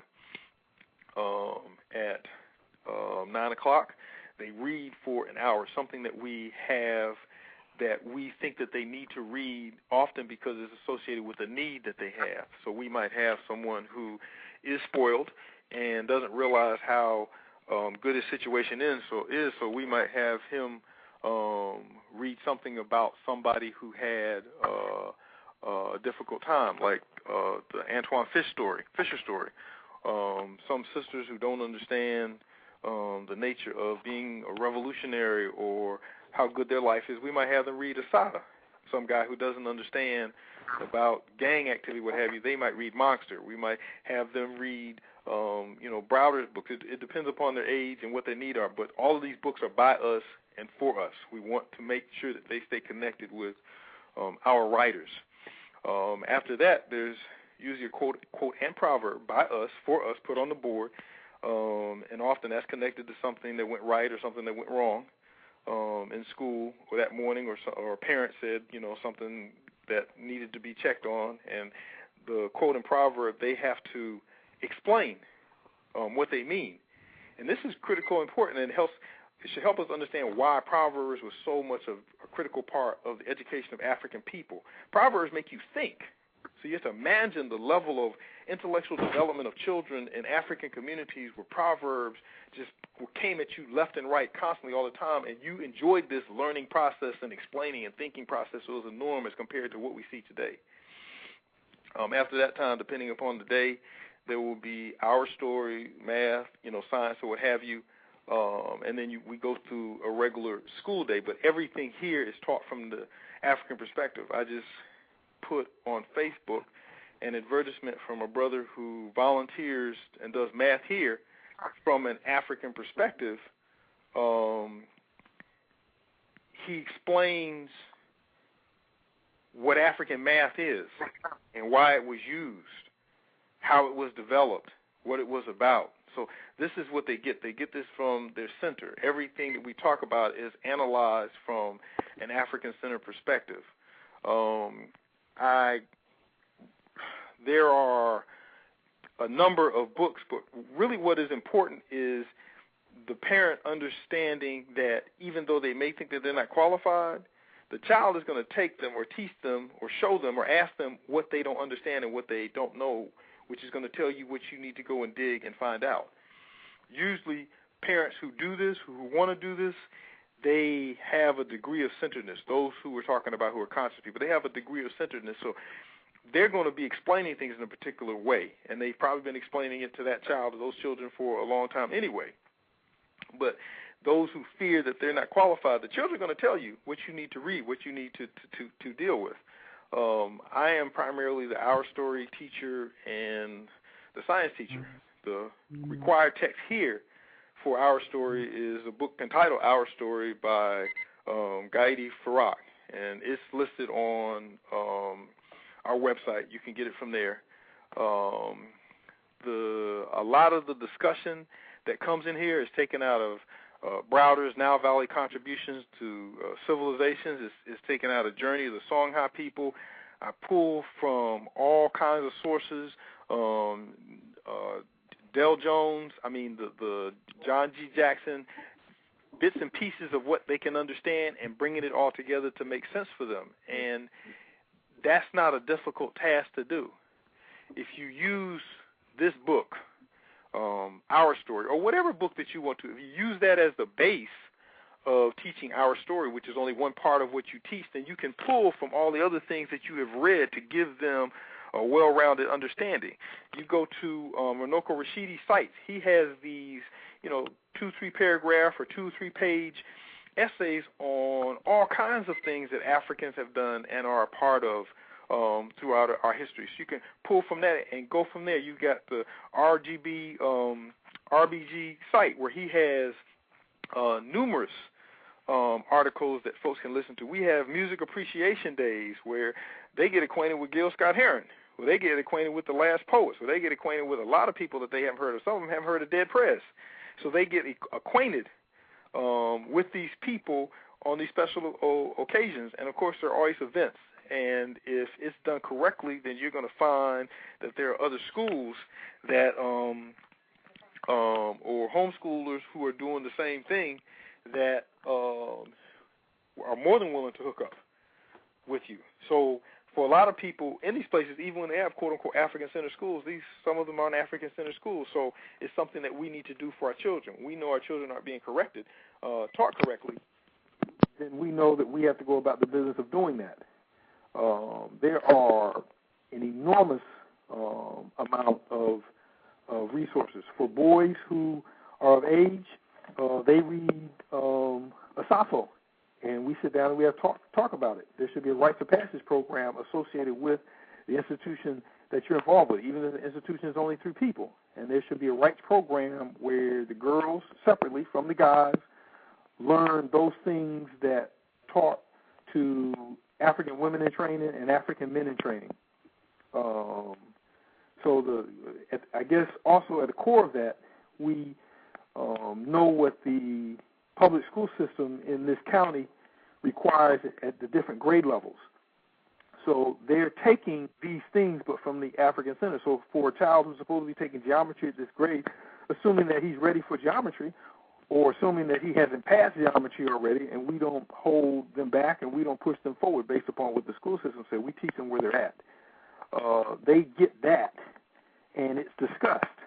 So they might have to read Georgia history, but there is a discussion going on the entire time about what is wrong with the book that they're reading and how it is incorrect in its interpretation. So they become very critical in their reading also. So there's a great interactive process, and you'd be surprised at the people who come to assist. We have a father who is bartering 2 of his sons here. He is a professional gardener, so the children now have a garden in the backyard. He was just here today.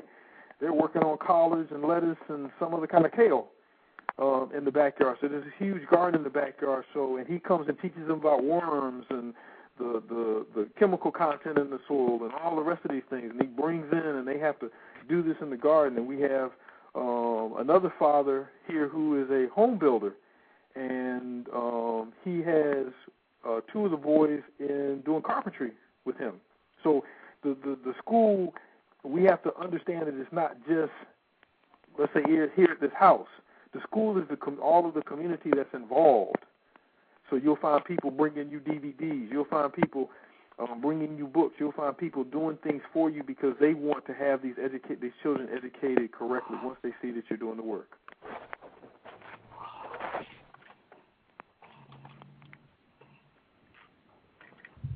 Thank you again for the constructive information. Mm-hmm. You're welcome. Oh, and also if there are particular questions, I don't have a problem with being contacted by email. That's been the case a lot of times. And if there are, particular questions, email them to me, send them to me on Facebook, or send me an email, and I will answer to the best of my ability.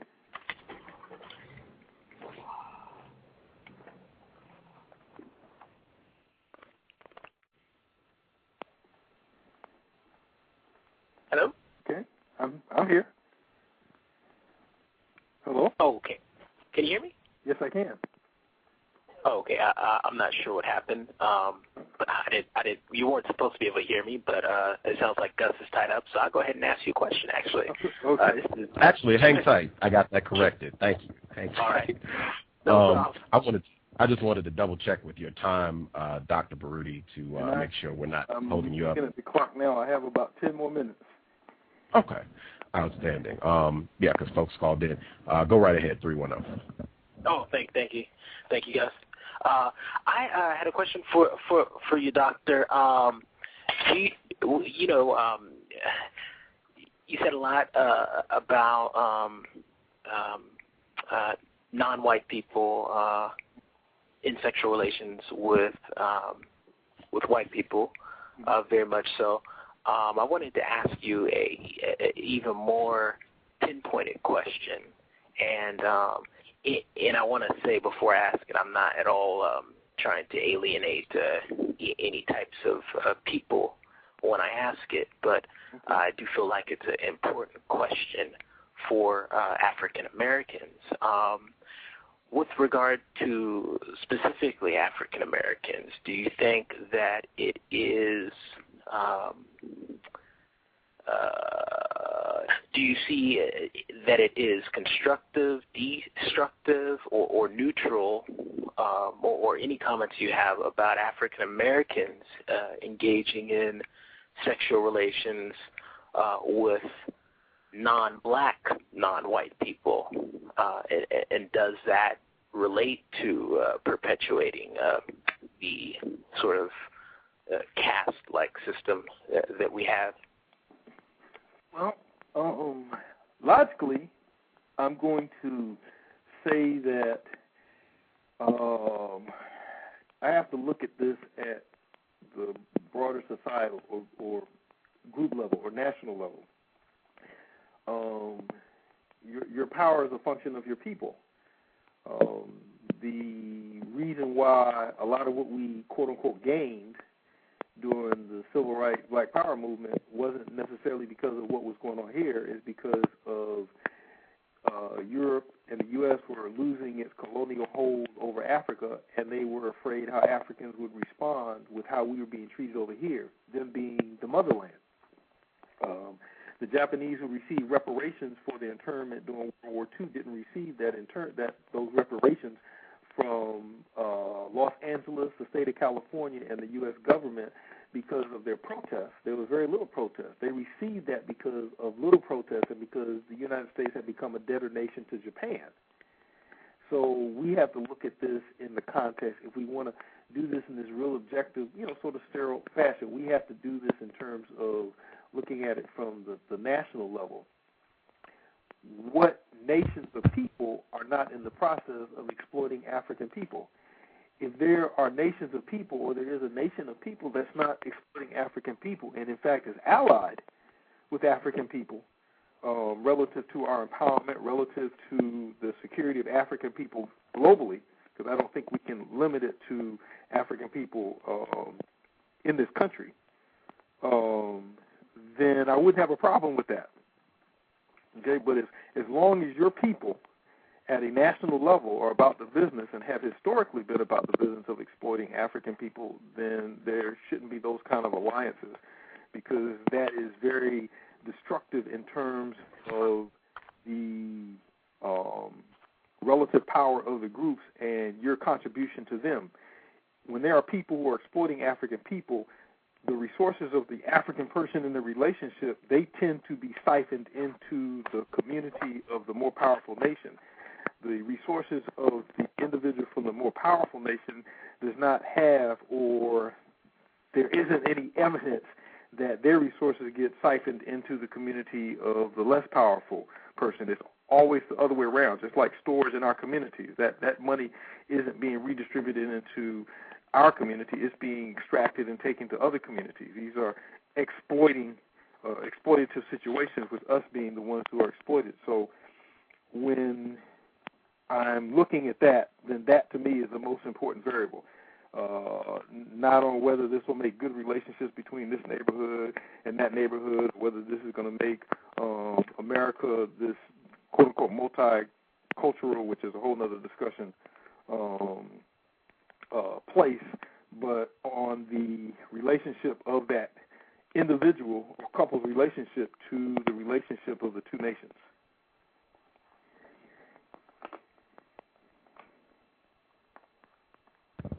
And I have just about run out of time here. Oh, outstanding. Thank you so much for sharing your time with us. Always feel like I've learned tons having you on the program.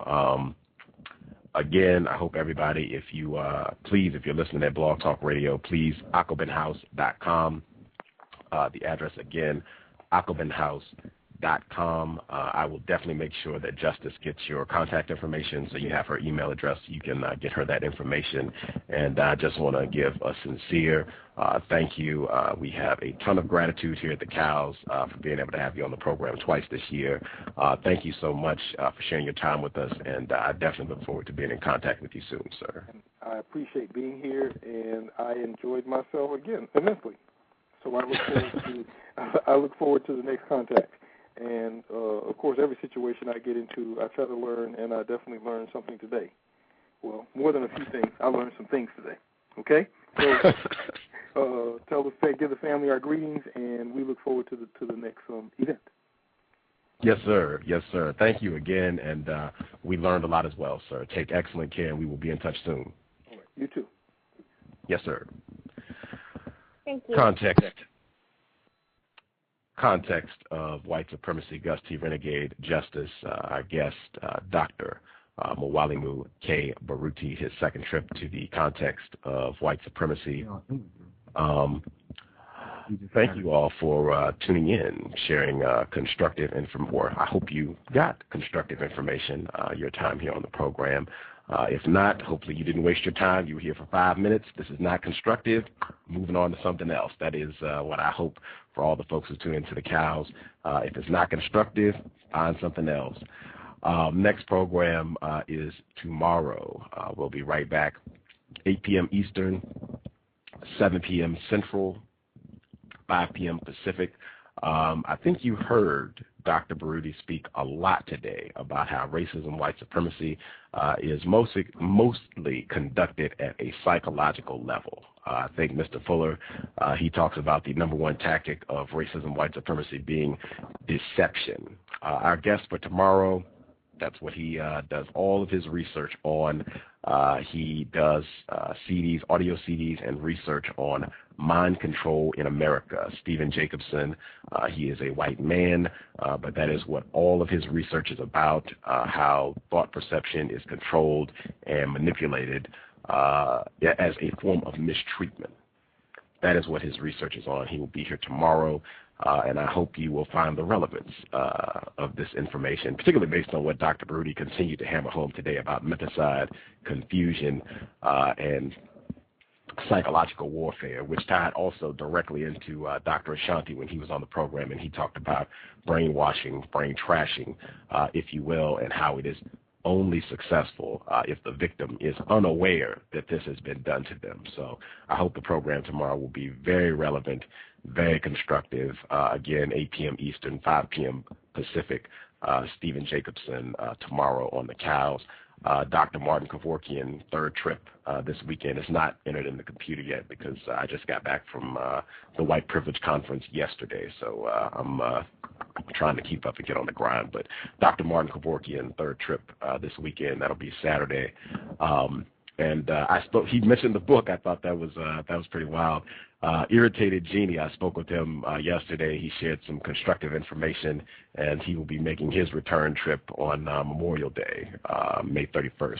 He'll be back. Second trip on the program. Very much looking forward to having him back on the program to chat more. He did seem, when I spoke with him yesterday, he did seem like he appreciated the program. So that'll be cool to have him back as well, and rather quickly. Other than that, Justice, email. justice.asap@yahoo.com. Again, justice.asap@yahoo.com.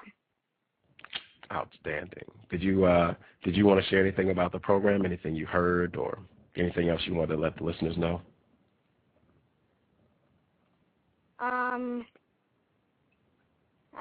This is a great show, and I did write about a half a page of my notes and what I thought about Dr. Baruti.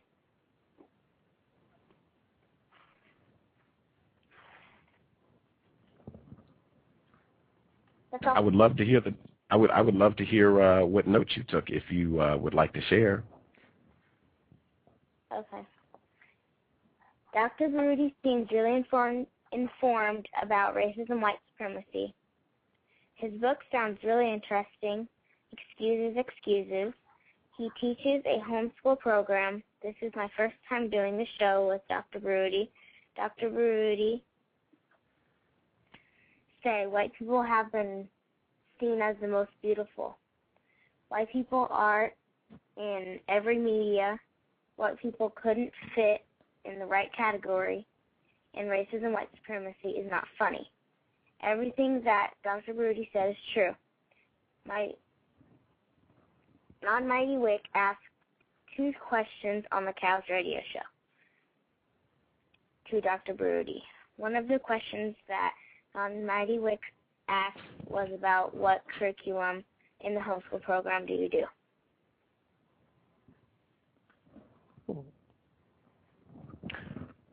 Excellent notes.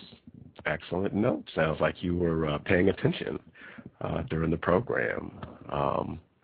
Wow. Right on. I dig it. I wish more folks. Tater Pie has said that consistently. This program, and I suspect most programs that deal with counter-racism, whether it's Cree or Mr. Edward Williams at counter-racism.com, Hakima's program, if it's dealing with racism, white supremacy, you probably want to pay attention. Take notes. You might need to listen to it once or twice, maybe even 5 times, to really process the information. So it sounds like Justice was not playing video games, messing around. She was paying attention, taking notes, and trying to get as much constructive information as possible. Somebody sent me in a question. Somebody sent me in a question. The question is, what is the most helpful way that a non-white, non-black female mother can, I guess, do for the black children she is raising? Wow, that is an interesting question. I wish you'd had a moment to get that one. I will email Dr. Baruti this question. I'll read it again so folks can hear it. The question is, what is the most helpful way or ways that a non-white, non-black female mother do to aid black children she is raising? Excellent question. I will email that to Dr. Baruti, and I will read his answer to that question on the program. I will do that today. Excellent question. Wish we had more time to get to that one, but I will email it to him and see what his response is. I'll share. I'll make sure I share with everybody else. Thank you, everybody, for calling in. I know we had a full switchboard, and everybody did not get to ask a question. Actually, I'm not going to apologize for that. I do feel you. I feel you calling in, and you didn't get to ask your question or what have you. I almost didn't take any callers today at all because people acted a fool when Tim Wise was on the program on Easter Sunday, jumping up and down and getting an attitude because they couldn't ask questions, and someone even had the audacity to get angry because Justice was on the program. Last I checked, Gus T. Renegade is running this program. If I don't want to take any callers, we might not take any callers. It almost happened today just because I do remember the conduct that was demonstrated when Tim Wise was here. So keep that in mind when you're listening here at the C.O.W.S. I don't have to take calls at all. I did want to say this because this was in his book as well. He pointed out that white supremacy cannot prevail without continuing to put an incredible amount of energy in conditioning everyone to see white as the most high, most beautiful thing that you could ever desire on the planet. He says that in the book, that white supremacy could not be maintained if that were not the case. If that is true, I think that would be extraordinary grounds to discontinue sexual intercourse with white people just on that grounds alone. Make every effort to denigerize yourself from finding white people as attractive. And one of the main things I do to help with that is to consistently make sure I reference white people as, at minimum, suspected racists, at minimum. And I mean, that is a high level of suspicion. That's not just words. That means I think this person is most likely a racist. That's what I think of when I think of white. As I said, everybody at the White Privilege Conference, even Dr. Moore, who's married to an admitted racist, conceded white means racist. That was easily conceded at the White Privilege Conference, which was a bastion of confusion.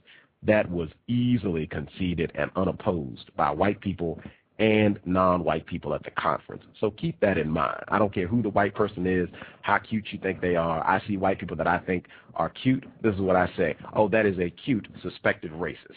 That keeps me focused. That keeps my frame of mind correct so that I'm not off in la-la land as we all have been conditioned to be. Cute suspected racist. Handsome suspected racist. That's what I keep in mind. And that way I found if I come in contact with them, if I have that in mind, invariably, they're going to do something racist, I'll catch it. I'll be paying attention, I'll be alert, I'll catch it. And see, I expected you were going to do that. That's why I was thinking of you as a suspected racist. I have found when you're not thinking in that way, white people get to do all kinds of things, practice racism consciously, unconsciously, and non-white people, because we're not looking for it, we let it ride. We're accustomed to being mistreated all the time. The Mentacide Dr. Baruti spoke about, we let it ride all too often. That's why C.O.W.S is so effective, because we don't see him, we don't think racist. We just see him and think, oh, that is the greatest white Jesus Savior in the world. Oh, if I could just touch the hem of his garment, I would be blessed and never wash my hand again. I don't think of C.O.W.S that way. I think of him as a racist. I think of him as David Duke. I think of him as any other racist white supremacist. That's why I catch the things that he does on this program when he keeps saying fair, when he references Dr. Welsing's work as pseudoscientific bullshit, and the myriad of other things that he's demonstrated on the program. And he'll be back April 25th. Make sure you tune in. Looking forward to that. At any rate, yep, I agree wholeheartedly with Tater Pie. Just letting white people talk, their racism will show for sure. For sure. You can wait on that. That's like the sun. It's going to happen. All you got to do is sit back, put your feet up, and wait. It's coming. It's coming. That's going to wrap us up today. I'm still sick. I listened to the program from the White Privilege Conference, and I still sound horrible. And I am. I'm still congested and everything. So hopefully I will be healed before the next program. I'm tired of sounding all nasally on the programs. I can have my voice back that everybody loves. Cree's program with Dark Matter, that will be this weekend. Make sure you check that out, April 18th. Dark Matter, 3 p.m. Eastern, 2 p.m. Central, 12 noon Pacific. Dark Matter on Counter-Racist Evolving Engineers program. Make sure you check her out all the way from the UK. Should be a hoot. And again, like I said, we'll be back tomorrow, 8 p.m. Eastern, 7 p.m. Central, 5 p.m. Pacific, right here on the Cows. Thank you, everyone, for tuning in. Please support Back of the Bus's blog, nonwhitealliance.wordpress.com. One more time, nonwhitealliance.wordpress.com, and Cree's blog as well, cree7.wordpress.com. One more time, cree7.wordpress.com. Thank you, everybody, for tuning in to the broadcast last week from the White Privilege Conference. Hope this program was constructive. We will be back this weekend. And the Cows, I can't really say this is water to wine. Can't make that claim, but I can say this is 120 programs with no phone and no computer. And that's for all the people who gripe and complain. Let me see what you do. If you got a phone and computer, let me see what you can produce, and then we'll make a comparison. Gus T. Renegade, Context of White Supremacy, Gus T. Renegade, and Justice. Make sure I don't forget the email again, justice.asap@yahoo.com. One more time, justice.asap@yahoo.com. We'll be back tomorrow. Replace white supremacy with justice as soon as possible. Stay out of white people's bedrooms, gosh, and keep them out of your bedroom. No sex with white people under any circumstances. Thank you. We'll be back tomorrow.